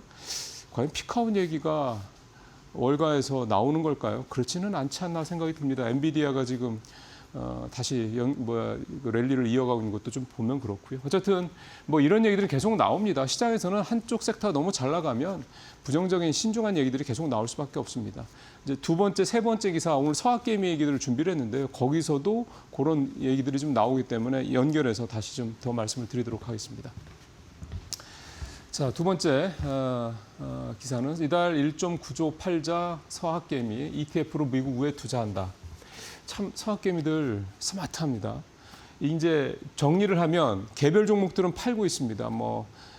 테슬라, 엔비디아, 팔란티어 이런 회사들은 팔고 있고 대신 판 돈이 일부 리아 계좌로 국내로 복귀 계좌로 들어오기도 하는데 지난번 제가 이게 지난주 자료이기 때문에 지금 또 다를 수 있겠습니다만 5천만 원까지가 한도잖아요. 근데 5천만 원 다 채운 계좌는 거의 없답니다. 대부분 한 절반 한 2, 3천 정도 채우고 나머지는 거기서 이제 팔아서 이익금을 가지고 일부는 국내 리아 계좌로 들어오고 일부는 다시 투자하고 있는 겁니다. 미국 시장에. 보통 그렇게 할 겁니다. 제가 생각해도 아마 저도 그렇게 할 것 같습니다. 그럼 이제 그 서학개미들이 이익 실현한 그 돈을 가지고 뭘 하느냐. 이 표에서 보시는 것처럼 미국의 ETF를 좀 사고 있습니다. ETF 상품들 보시면 타이거 우주테크, 저거는 뭐 당연히 스페이스X IPO를 기대를 하는 거겠죠. 그 다음에 타이거 S&P 500, 그 다음에 에이스 미국 우주테크, 저거는 이제 국내에서 상장한 종목들이죠. 미국에 투자하는 종목들이고 또 미국에 상장한 종목들도 또 투자를 하고 있고요. 그러니까 결국 이렇게 되는 거는 뭐냐면 리스크 관리를 하는 거다라는 이제 해석을 할 수가 있다라는 거죠. 그래서 지금 서학개미들이 리스크가 좀 있고 사실은 이익을 좀 많이 낼 수도 있는 종목들이지 않습니까? 대부분 테슬라니 엔비디아니 뭐 빅테크 종목들은 그래서 그런 종목들 이익 실현을 하고 아마 제가 생각할 때는 다 빠지지는 않으셨을 것 같아요. 일부들은 분명히 담고 있을 겁니다. 이익을 다 낸 거기 때문에. 그래서 이익 실현 부분들 정도 빼서 일부 두르고 일부는 이렇게 지수 ETF 또는 섹터 ETF, 유망한 섹터 ETF 쪽으로 좀 갈아타고 있는 상황이다. 상당히 제가 봤을 때는 굉장히 현명하게, 그 다음에 트렌디하게 우주항공 쪽으로 지금 ETF 상품을 몰고 있는 거 보면 아마 이렇게 해가지고 IPO 하고 난 다음에 이제 주춤하면 또 이제 갈아타겠죠. 상당히 좀 이런 거를 참 잘한다. 그래서 이렇게 보면서도 참 잘한다 생각이 들면서도 글쎄요. 또 제가 이렇게 뭐 저처럼 뭐 저 같은 생각을 하신 분들이 많이 계실 것 같긴 합니다만 쉽지 않습니다. 그러니까 이게 결국은 이게 결단이고 액션인 것 같습니다. 자, 그다음에 세 번째 얘기는 뭐냐면 조금 더 이제 보수적인 얘기를 하는 분들 얘기입니다. 국내 시장에서도 개인 투자자들이 인버스 ETF를, 그것도 레버리지 곧버스 ETF를 많이 사고 있다라는 얘기 뭐 여러 차례 전해드린 바가 있습니다. 근데 서학개미들도 마찬가지였습니다. 한번 보시죠. 조정 올 때 됐다. 서학개미도 동학개미도 하락 베팅하고 있다. 뭐 동학개미는 제가 말씀드린 거고. 자, 이번 달 국내 투자자들 해외 주식 순매수 순위를 보면 디렉시온 데일리 세미컨덕터 베어 3배 쉐어즈 ETF입니다. 베어가 붙었기 때문에 불이 아니죠. 우리가 이제 불에 익숙하죠. 3배짜리 상승 쪽으로 이제 소위 말하는 이제 레버리지 3배짜리 레버리지 상품을 산 게 참 많았는데 요즘에는 최근 들어서는 이번 달 들어서는 반대로 반도체 3배 인버스 상품에 이렇게 ETF 상품에 투자하는 사람들이 늘고 있다라는 겁니다. 그 다음에 뭐 테슬라도 살고 있고, 근데 테슬라는 지금 되게 불 쪽으로 좀 가고 있는 반면이죠. 그래서 이제 이 서학개미들이 반도체에 대해서는 지금 반도체가 계속 급등을 하고 있다 보니까 이제 떨어지겠구나라고 생각하고 그냥 일반 1배짜리가 아니라 이 3배짜리 레버리지 이제 그 곧버스 상품이죠. 곧버스가 아니죠. 3배니까 3배짜리 그 인버스 상품을 사서 단기적으로, 그러니까 이 3배짜리 인버스 상품을 사는 이유가 제가 생각할 때는 떨어지더라도 계속 떨어지는 게 아니라 단기적으로 확 떨어졌다가 다시 반등할 거라고 본다라는 생각이 좀 듭니다. 그러니까 사실 이렇게 투자하기는 참 쉽지 않습니다. 근데 이건 뭐 레버리지 투자를 많이 해본 사람들이나 가능한 투자법인 것 같고요. 어쨌든 이렇게 하고 있다. 결국 이거는 반도체가 워낙 많이 오르고 있다 보니 그런 부분들에 대해서 리스크를 좀 해지하고 시장의 리스크 부분은 오히려 역으로 해서 수익을 내겠다는 굉장히 공격적인 투자 행태다. 이렇게 좀 생각이 좀 듭니다. 자, 마지막으로는 전기차 얘기를 좀 해보도록 하겠죠. 아마 이미 기사를 통해서 많이 아시겠지만 이란 전쟁 이후에 글로벌하게 우리나라도 그렇고 뭐 중국도 그렇고 유럽도 그렇고 미국도 그렇고 이 전기차들이 굉장히 많이 팔리고 있다라는 소식은 이미 잘 알고 계실 겁니다. 특히 이제 오늘은 유럽 얘기를 주로 한 건데요. 유럽 보시죠. 유럽의 전기차 판매량이 작년 1분기 대비 올해 1분기에 저렇게 13만 대 이상 저렇게 늘어나는 모습을 좀 보였습니다. 이유를 좀 얘기를 좀 들어보니까 일단 이란 전쟁 여파가 크더군요. 뭐 잘 아시겠지만 유럽은 에너지가 가장 큰 병목입니다. 뭐 신재생 에너지나 이런 쪽으로 좀 돼 있긴 합니다만 아시겠지만 뭐 신재생 에너지는 간헐성 이런 것들이 워낙 커서 리스크가 크죠. 그래서 좀 빨리 좀 우리 국산 ESS를 좀 많이 갖다 썼으면 좋겠습니다만 아직은 뭐 쓰긴 쓰는데 아직 그 정도는 아닌 것 같고. 어쨌든 그런데 유럽의 지금 이 전기차 캐즘이 해소될 거라는 거에 대한 사실 기대감 중에 하나는 뭐 이것도 있겠고 또 하나는 IAEA라고 해서 미국판 이제 유럽판 IRA 이 법이 이제 추진이 되고 있습니다. 이렇게 되면 미국이랑 IAEA랑 비슷합니다. 유럽에서 뭐 배터리나 전기차를 팔려면 유럽에서 생산한 것들을 일부 담아서 이렇게 이제 만들어야 된다는 이런 조건들이 하나하나 붙는 거죠. 그래서 이제 이게 우리나라한테 되게 긍정적일 거라고 보는 견해는 두 가지입니다. 하나는 일단 뭐 전기차가 많이 팔리니까 우리나라 전기차들이 많이 팔릴 수 있는 게 하나가 있겠고, 두 번째가 뭐냐면 유럽은 잘 아시겠지만 중국 전기차들이 뭐 휩쓸고 있죠. 근데 요 IIA 법이 통과가 돼서 실제로 이제 제한 조건들이 늘어나기 시작하면 중국 업체들은 뭐 이제 가격 경쟁력이 이제 아무래도 축소될 수밖에 없습니다. 왜냐하면 중국 전기 업체, 중국 뭐 배터리 업체들이나 전기차 업체들은 유럽에 좀 현지 공장들이 있는 데도 있긴 한데 아직은 우리만큼 많지 않거든요. 근데 우리는 굉장히 일찍 진출했죠. 배터리도 그렇고 전기차도 그렇고. 그래서 그 부분을 우리가 뭐 중국 애들이 또 뭐 공장 짓고 하겠죠. 근데 공백이 2, 3년 있습니다. 또 수율 잡으려면 또 한 1, 2년 걸리고. 그래서 우리 전기차 또 우리 배터리 업체들이 향후 2, 3년 안에 유럽의 전기차 시장에서 굉장히 좀 좋은 위치를 좀 잡아갈 수 있겠다라는 기대감들이 지금 배어 있는데, 사실 근데 이 부분은 지금 전기차 2차 전지주들이라든가 2차 전지주들 주가 반등에는 좀 많이 반영이 돼 있다. 사실 이렇게 볼 수 있어서 아주 프레시한 얘기는 아니다라는 점도 여러분들 뭐 2차 전지주들 관심 있는 분들 많으실 텐데 투자하실 때 참고하시길 바라겠습니다. 마치겠습니다.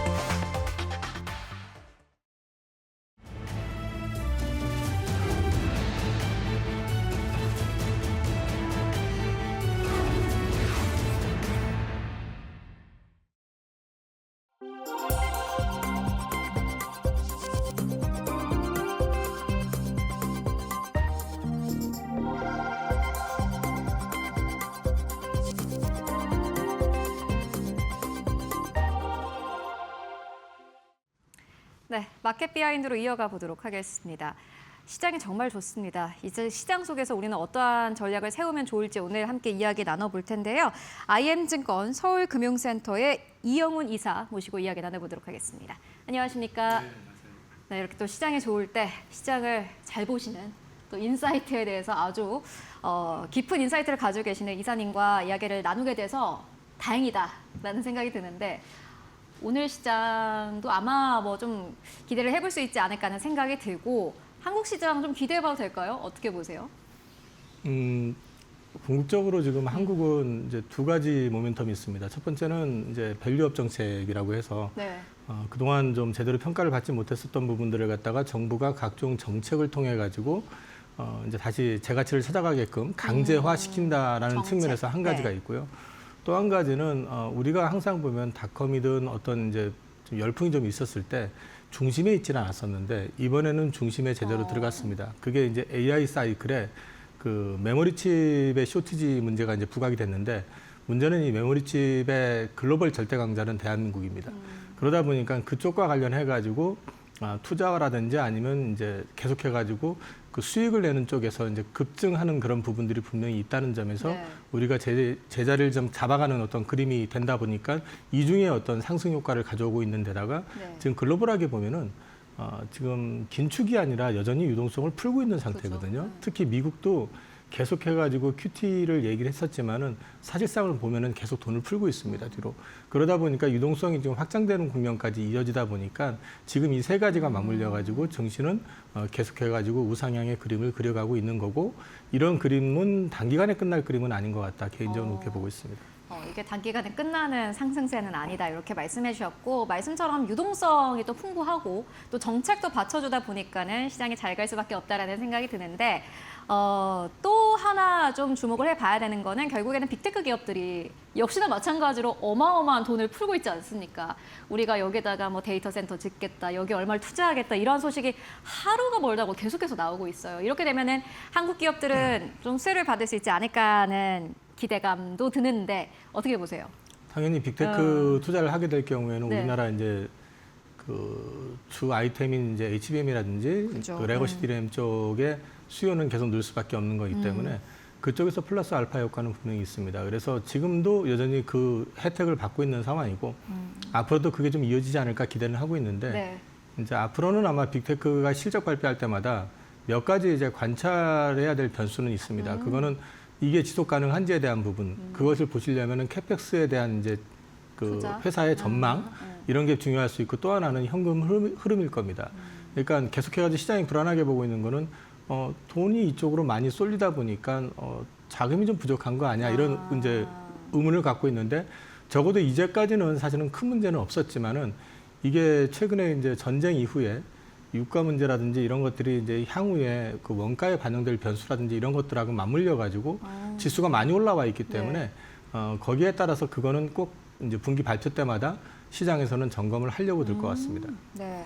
일단은 뭐 이번 주에도 역시나 마찬가지로 빅테크 기업들의 실적 발표가 이어질 텐데 이사님께서 말씀하신 대로 캐펙스 투자에 대한 뭐 가이던스 전망 함께 보실 필요가 있겠고 현금 흐름 이 기업이 진짜 현금을 가지고 있느냐, 현금이 부족한 거 아니냐, 이걸 꼭 체크해 볼 필요가 있겠다라는 이야기를 해주셨습니다. 그래서 SK 하이닉스 넘어가 보도록 하겠습니다. 사실 지금 뭐 저희 프로그램 보시는 시청자분들은 가장 궁금한 게 SK 하이닉스일 것 같아요. 많은 분들이 주위 분들도 물어보세요. 이제라도 사야 되냐, 아니면은 이제는 보유자의 영역이냐 이렇게 좀 질문하시는 분들 많은데 어떻게 보십니까? 갖고 계신다고는 굳이 지금 팔아야 될 이유는 별로 없어 보이고요. 네. 이제 이 부분의 딜레마는 지금의 어떤 업황이라는 게 지속 가능하냐에 대한 부분인데 네. 개인적으로 저는 여전히 AI 사이클이 아직은 버블 영역까지 진입 안 했다고 보고는 있는 입장이기 때문에 네. 계속 갈 가능성이 있다고 저는 보고 있습니다. 그런데 시장에서 의심하고 있는 건 앞서 말씀드렸던 것처럼 이제 AI 결국에는 이제 그 투자와 관련돼 가지고 가장 큰 주체는 빅테크들인데 그죠. 이쪽이 이제 현금 흐름에 대한 부분들을 계속 점검을 하면서 넘어가려고 하기 때문에 최근에 올라갔던 거는 사실은 이제 어닝도 어닝이지만은 이제 2배 레버리지 투자라든지 이런 것들이 같이 맞물려 있는 데다가 또 그 경쟁사인 삼성전자 파업 이슈가 좀 나오다 보니까 그쪽이 파업하면 또 반도체는 더 부족할 거 아니에요. 그러면 더 올라갈 그죠. 거고. 이제 그런 기대감이 같이 맞물려 가지고 지금 오르고 있는 상황인데 하이닉스는 저 개인적으로는 말씀드린 것처럼 더 좋게 봅니다. 여전히 좋을 거라고 보지만 이게 이제 시장에서 작년에 올랐던 흐름처럼 이렇게 줄기차게 올라가는 그림보다는 좀 확인을 하면서 올라가는 그림이 나오지 않겠느냐. 그래서 가급적이면은 한 방에 다 사시는 것보다는 분할해서 사시거나 조금 밀릴 때 대응해 보시는 전략 괜찮을 것 같습니다. 네, 하이닉스가 계속해서 올라갈 수 있겠느냐라는 질문에는 업황 자체는 좋다. 그런데 이게 계속해서 지난해처럼 빠르게 올라간다라기보다는 시장의 상황들을 확인하면서 올라갈 가능성이 크다라는 부분을 함께 짚어주셨고 아무래도 말씀해 주셨던 것처럼 빅테크 기업들의 이러한 흐름들을 함께 체크해보면서 가는 게 중요하다라는 생각이 듭니다. 이어서 다음 기업 함께 살펴보도록 하겠습니다. 한미반도체에 대한 이야기를 해볼 텐데 경영진들이 이제 자기 회사 주식을 대규모로 사들였어요. 이게 이제 어떻게 보면은 자기 회사 주식을 산다고 뭔가 좋은 거 아닌가? 뭔가 좋은 소식이 있으려나? 라는 생각을 많은 분들이 하실 것 같은데 이러한 좀 흐름 어떻게 보세요? 이건 자신감의 표현이라고 할 수도 있고요. 네. 그다음에 또 한미반도체 같은 경우는 이제 지금 삼성도 그렇고 하이닉스도 그렇고 또 마이크론까지 해가지고 HBM 투자 관련해가지고는 다들 대대적으로 할 수밖에 없는 입장이기 때문에 네. 최근에 한미반도체가 한 1,000억 원어치 그러니까 캐펙스 증설을 했거든요. 네. 투자를 해가지고 그거는 결국은 그만큼 수요가 더 있다는 얘기도 되는 거니까 그런 것들이 맞물려가지고 주가를 굉장히 견인했던 측면이 분명히 있는 것 같고요. 근데 이제 이렇게 생각해 보실 필요도 있는 게 최근에 보면 또 그 반도체 쪽에 그 소부장에 해당되는 회사 하나가 대주주가 대규모 매도를 해가지고 주가가 급락을 어저께 했습니다.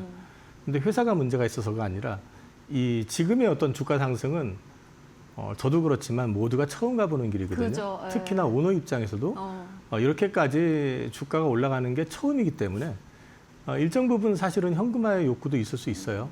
그래서 이 부분이 오너가 팔았기 때문에 주가 이제 끝났나 보다 이렇게 생각하시는 것보다는 업황의 흐름이라든지 그 회사가 가지고 있는 장단점을 판단해 보시고 오히려 오너가 많이 팔아가지고 그걸로 인해서 주가가 급락했을 때가 또 기회가 될 수 있는 회사도 있다. 그래서 오너가 샀다고 해서 무조건 좋다 이렇게 판단하시는 것보다는 전체적인 어떤 업황의 방향성을 계속 고민하시면서 보시다 보면 긍정적인 측면, 부정적인 측면을 찾아보실 수 있을 거기 때문에 네. 특히 뭐 이번 이제 한미반도체 물어보셨으니까 그 말씀은 결국은 오너의 자신감도 중요하지만 업황 자체가 아직까지는 긍정적으로 보고 있기 때문에 그런 모습을 보여줬고 한 30억인가 40억 사셨지만은 시가총액 늘어난 거 보면은 뭐 투자 대비 벌써 효율성은 엄청 증명이 된 거잖아요. 네.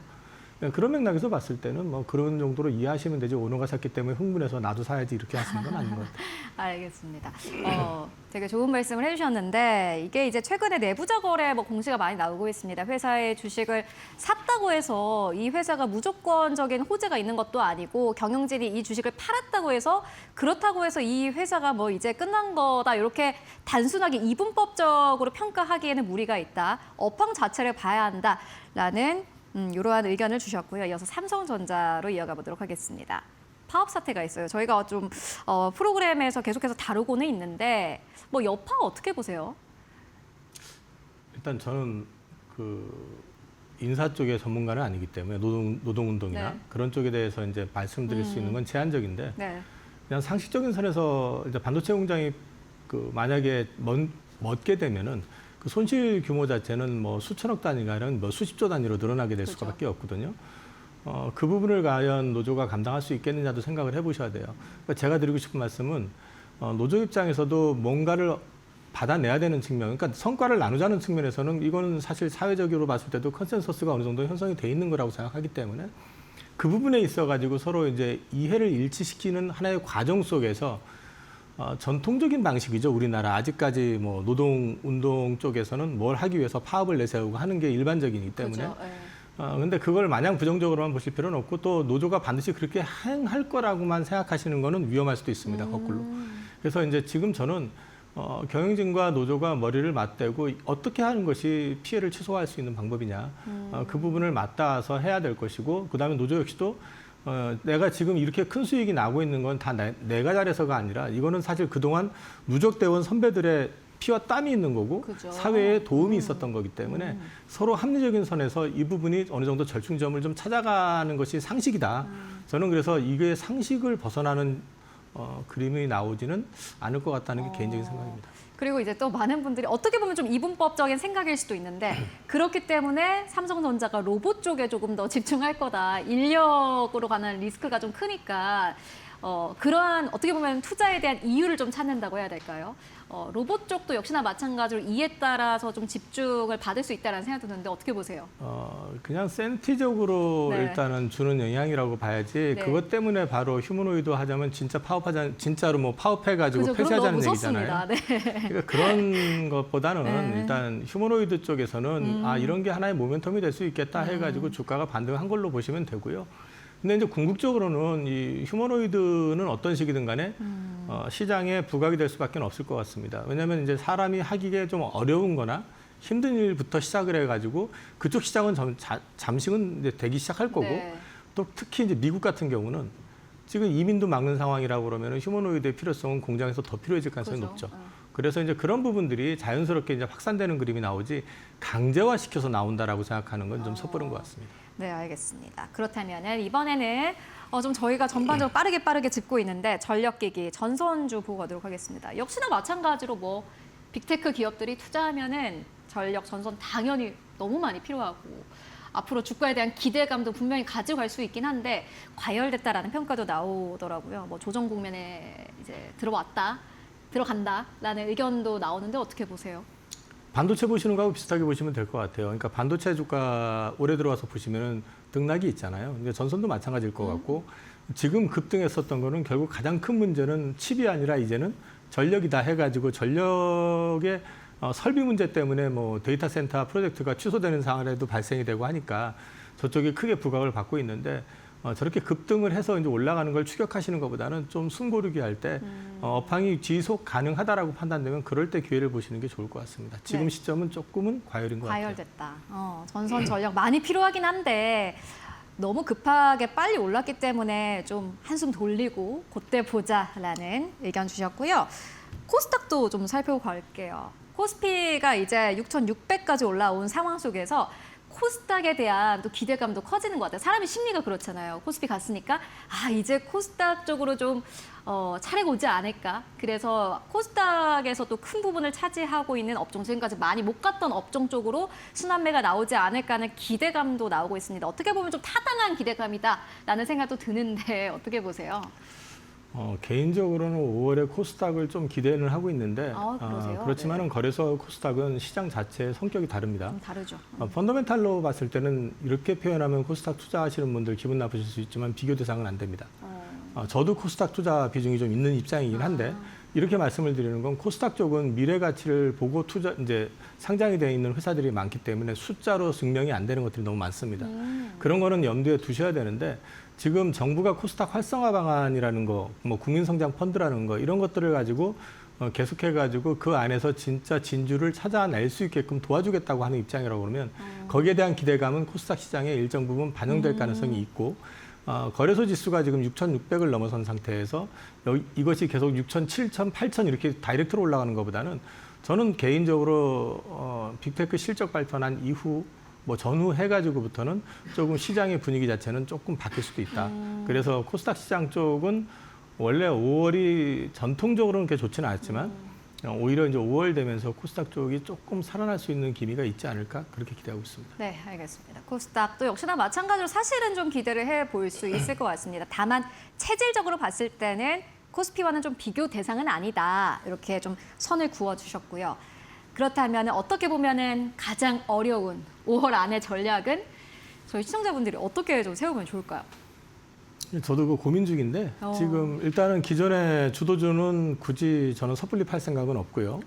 네. 사실은 이제 기존 주도주들이 주도군을 형성한 이후로 지금까지 거의 팔질 않았기 때문에 끌고 왔었는데 굳이 지금 팔 필요는 없다고 생각이 되는데 5월 달은 좀 더 지수보다는 순환매 포커싱을 좀 하실 필요가 있다.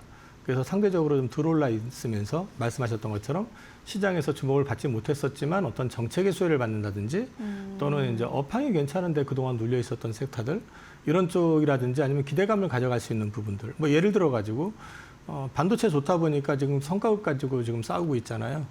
백화점 잘 나가고 있잖아요. 최근에 주가 반영되고 있지만 또 외국인들이 지금 굉장히 많이 들어오고 있습니다.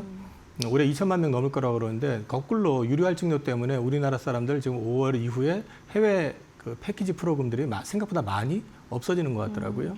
그런 걸 맞물려 보면은 내수 쪽에서 볼 수 있는 것들, 외국인들이 선호할 만한 것들 이런 것도 기회가 될 수 있을 것 같고요.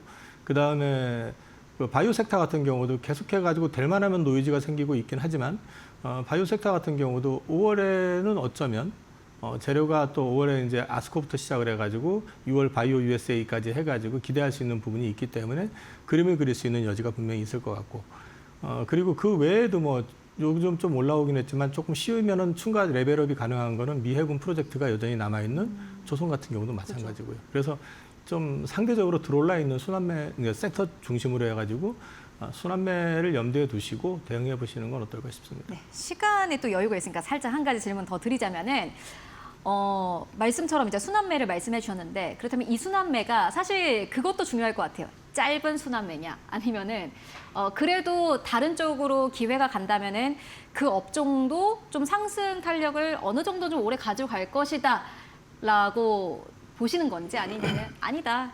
지금까지의 주도주로 또 빠르게 넘어갈 것이다. 이렇게 보시는 건지. 저는 앞서 말씀드렸지만 기존 주도주에 대해서는 매도할 의사는 별로 없습니다. 네. 나머지를 가지고 지금 이제 대응하는 전략을 말씀을 드리는 거고, 아마도 지금 조선이 한 8개월간 주가가 횡보를 하다가 그죠. 최근에 이제 주가 움직임이 좀 있을 겁니다. 근데 또 단기에 또 급하게 올랐어요.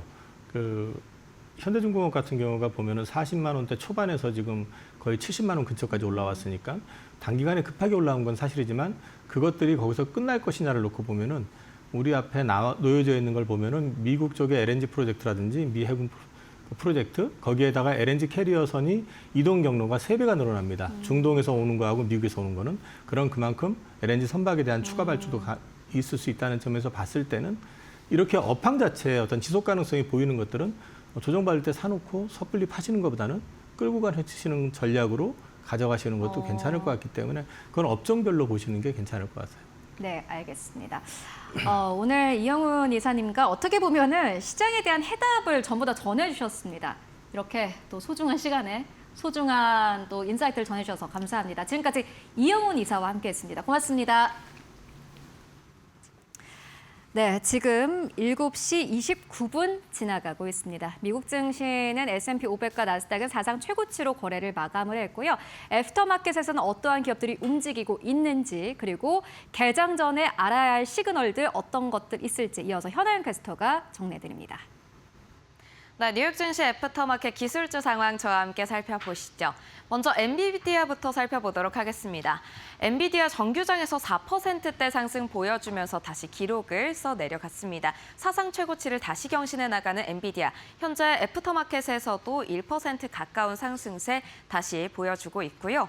아마존과 메타 관련한 소식도 들어와 있습니다. 메타가 아마존의 AWS 그라비톤 칩을 수십만 대를 도입할 예정이라고 밝혔는데요. 이 계약은 최소 3년간 진행될 예정입니다. 아마존 현재 애프터마켓에서 0.2% 상승세로 전환을 했고요. 메타는 0.01% 강보합권에 머무르고 있습니다. 또 애플과 마이크로소프트 오픈AI 관련 소식 들어와 있죠. 마이크로소프트는 오픈AI와 기존에 진행됐던 독점적인 계약에서 벗어나서 자유로운 계약으로 협력을 조정하는 방안을 밝혔습니다. 그러면서 현재 보합권, 강보합권에 머무르고 있고요. 애플은 정규장에서 1%대 하락했지만 애프터마켓에서 상승세로 전환을 했습니다. 퀄컴과 오픈AI의 협력 소식이 들려오면서 프로세서 개발이 경쟁을 심화시킬 수 있을 것이다 라는 우려 속에 정규장에서는 하락했습니다. 또 테슬라는 1%대 하락세 보여주고 있고요. 알파벳의 경우에는요, 현재 상승세를 보여주고 있는데요. 미국 국방부인 펜타곤의 이 공식 AI를 제미나이 공식 AI를 탑재하겠다라는 소식이 전해졌습니다. 그러면서 현재 0.3%대 상승 보여주고 있습니다. 마이크론 정규장에서 5%대 강한 상승불 켜냈습니다. 멜리우스 리서치에서 투자 의견을 매수로 이야기를 했고요. 또 목표 주가를 700달러로 상향 조정하면서 강한 상승불 뿜어내는 모습이었습니다. 다음 시그널도 함께 살펴보시죠. 네, 다음 시그널 살펴보시면 현재 WTI가 0.2%대 하락하면서 96달러 선 지나가는 모습 살펴보실 수 있겠습니다. 이란이 호르무즈 해협 개방과 이 핵 문제 등 주요 현안을 단계적으로 해결하는 단계적 협상안을 미국에 전달했다라는 이야기 전달되면서 현재 하락으로 전환한 모습 살펴보실 수 있겠고요. 금 가격도 그러면서 상승으로 전환했습니다. 0.17% 상승하는 모습 보실 수 있겠습니다. 다음 시그널도 함께 살펴보시죠. 네, 코스피 200 야간 선물 그리고 EWI 한국 ETF 모두 상승세 그려내고 있습니다. 1%대 상승세 보여주고 있는데요. 어제 우리 코스피 시장 강한 상승세 보여줬습니다. 그러면서 외국인의 관심이 다시 쏠리고 있는 모습 보실 수 있겠고요. 또 필라델피아 반도체 지수 전거래일인 금요일까지 18거래일 동안 상승세를 진행을 했는데요. 지금 1%대 하락하면서 진행되고 있습니다. 원달러 환율 0.02% 소폭 오르고 있습니다. 지금까지 시그널 함께 살펴봤습니다. 시장 분위기 자체는 굉장히 좋습니다. 어제 한국 증시 보신 분들 깜짝 놀라셨을 것 같은데 코스피가 2%대 상승 그리고 코스닥도 역시나 마찬가지로 강세 탄력을 보였습니다. 외국인과 기관이 자금을 싸들고 들어왔고 어제 하루에만 기관은 1조 원 넘게 샀습니다. 이러한 가운데서 또 뉴욕 증시 분위기도 굉장히 좋았습니다. 기술주 중심의 나스닥 지수 다시 한번 사상 최고치, S&P 500도 사상 최고치입니다. 상승폭은 크지 않음에도 불구하고 사실상 굉장히 긍정적인 흐름으로 또 거래를 마감을 했습니다. 이번 주에도 빅테크 기업들의 실적이 이어질 예정입니다. 반도체에 대해서는 여전히 긍정적인 투자 의견이 계속해서 나오고 있는 상황이고요. 앞서서 현아연 캐스터도 정리를 해드렸다시피 목표 주가 상향 조정 리포트 나온 기업들이 꽤 많았습니다. 간밤에 퀄컴도 상승 탄력이 나왔었고 마이크론 테크놀로지도 5% 가깝게 상승하면서 거래 마감했습니다. 마이크론 테크놀로지가 상승했다라는 것은 결국에는 한국 시장에서 삼성전자, SK 하이닉스도 기대해 볼 수 있을 법하다라는 의견이기도 한데요. 오늘 시장도 여러분들 화이팅 하시고요. 다시 한번 시장에 빨간불 켜내기를 기원하면서 저희는 내일 더욱더 알찬 정보로 찾아오도록 하겠습니다. 시청해주신 여러분 모두 고맙습니다.